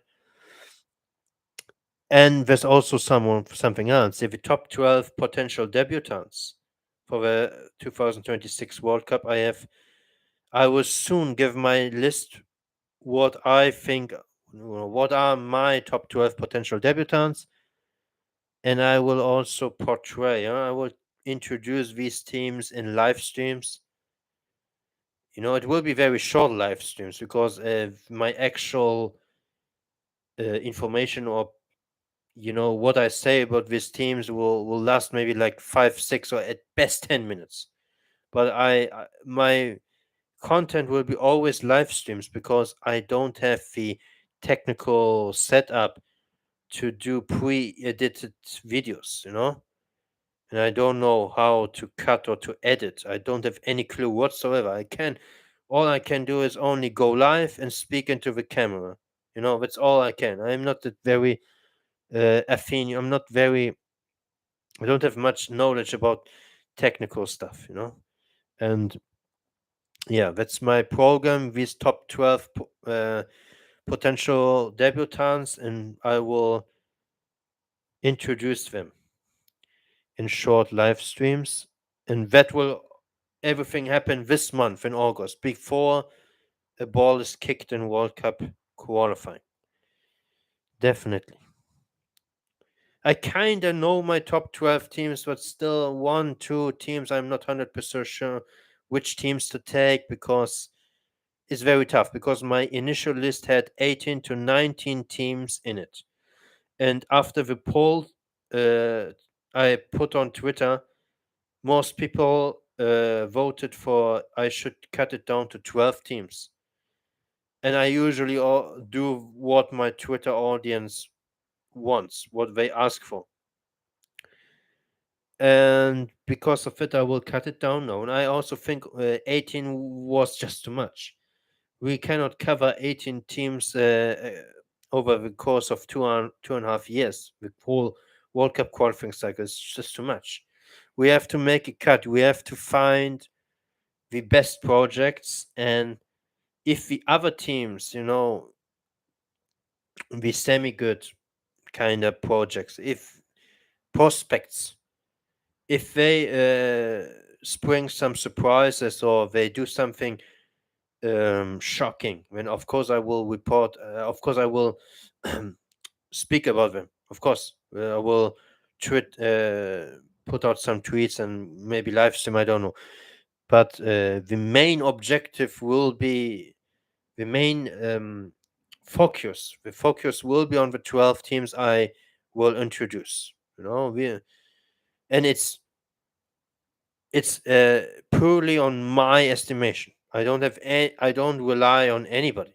uh, and I'm sure people won't necessarily agree with that list, but it's just it is what it is.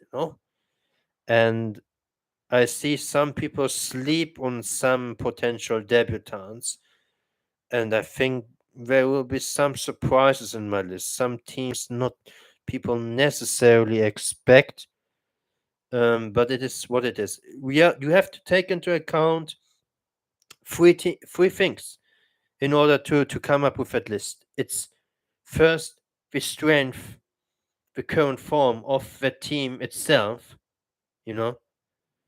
Second, it's the group, the draw they've gotten, In which group are they? They are playing against which teams, which oppositions, which styles.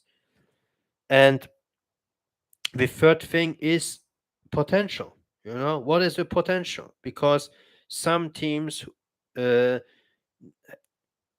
now in August 2023, uh, their potential maybe shows them better in the future. Maybe in 1 or 2 years of time, we expect them to be significantly better. There may be some teams out there who have that curve. They are maybe on upward trajectory, and we could expect them to improve. And I have to take also potential into account. But at the end of the day, yeah, current strength, oppositions they play, and then potential. And based on that, I have to come up with my list. And it will be a very unique list. It will feature teams from CONCACAF, from AFC, from the AFC, CONCACAF, from CAF, multiple from CAF, multiple from AFC, one from CONCACAF, zero from the OFC. For when I have only 12 spots left, can't bring any OFC team to the table because we basically know that only New Zealand will qualify. The other teams in that region, they are not competitive on the global scale. And UEFA. I will have one UEFA team. I will not go beyond one because when I have only 12 spots, we have so many potential debutants in CAF and in the AFC. It would be a crime if I would put 3 UEFA nations in a list with 12 teams and restrict CAF and AFC to only each 3 or 4 teams. Would be a crime because AFC and CAF, they have much more potential for debutants. UEFA will probably send no debutants at the next World Cup. At least I don't see it. There's maybe a chance for one debutant, but the odds are not favoring it. The odds are against it. Most of the, teams that are in the conversation to qualify, they qualified before. There are not many teams in UEFA who stand a decent chance who never qualified. Not many. And thanks, I will watch what I missed. Yeah. Okay, I see. Yes, we will finish, I think now. Everything is said. I thank you. Thanks for the attention, for staying around. Some of you maybe 2.5 hours. I believe some of you sometimes you switched off and when you came back, it's no problem. Can watch everything afterwards. I believe also the live chat will be seen afterwards. And you can comment, you can like the video. I see I've got 2 likes. Would be better if we get a couple more likes. And yeah, I think it was a great stream. I've got all my points across. I didn't miss any major talking points. All my notes I did I said everything what I wanted to say. So it was for me personally, it was a good stream, and my predictions are out. I will now tweet it on my Twitter, also my table predictions for all the people who don't have time to watch out the 2.5 live stream video. And yeah, we will see us again probably next week, I would say, for the AFC World Cup qualifiers predictions. As always, I will put the video, the live stream, the date on my Twitter. I will inform you guys 2 days in advance, like always. And maybe this time 1 hour later than this than today, maybe like 7 p.m. I don't know, because I saw more people came afterwards. And then we will discuss AFC World Cup qualifying. I don't know whether many people are interested in that, but AFC is one of my favorite confederations. I have to get my predictions across, and will be interesting for sure. So, thank you for your attention, guys. I will now finish the stream. See you guys. Bye.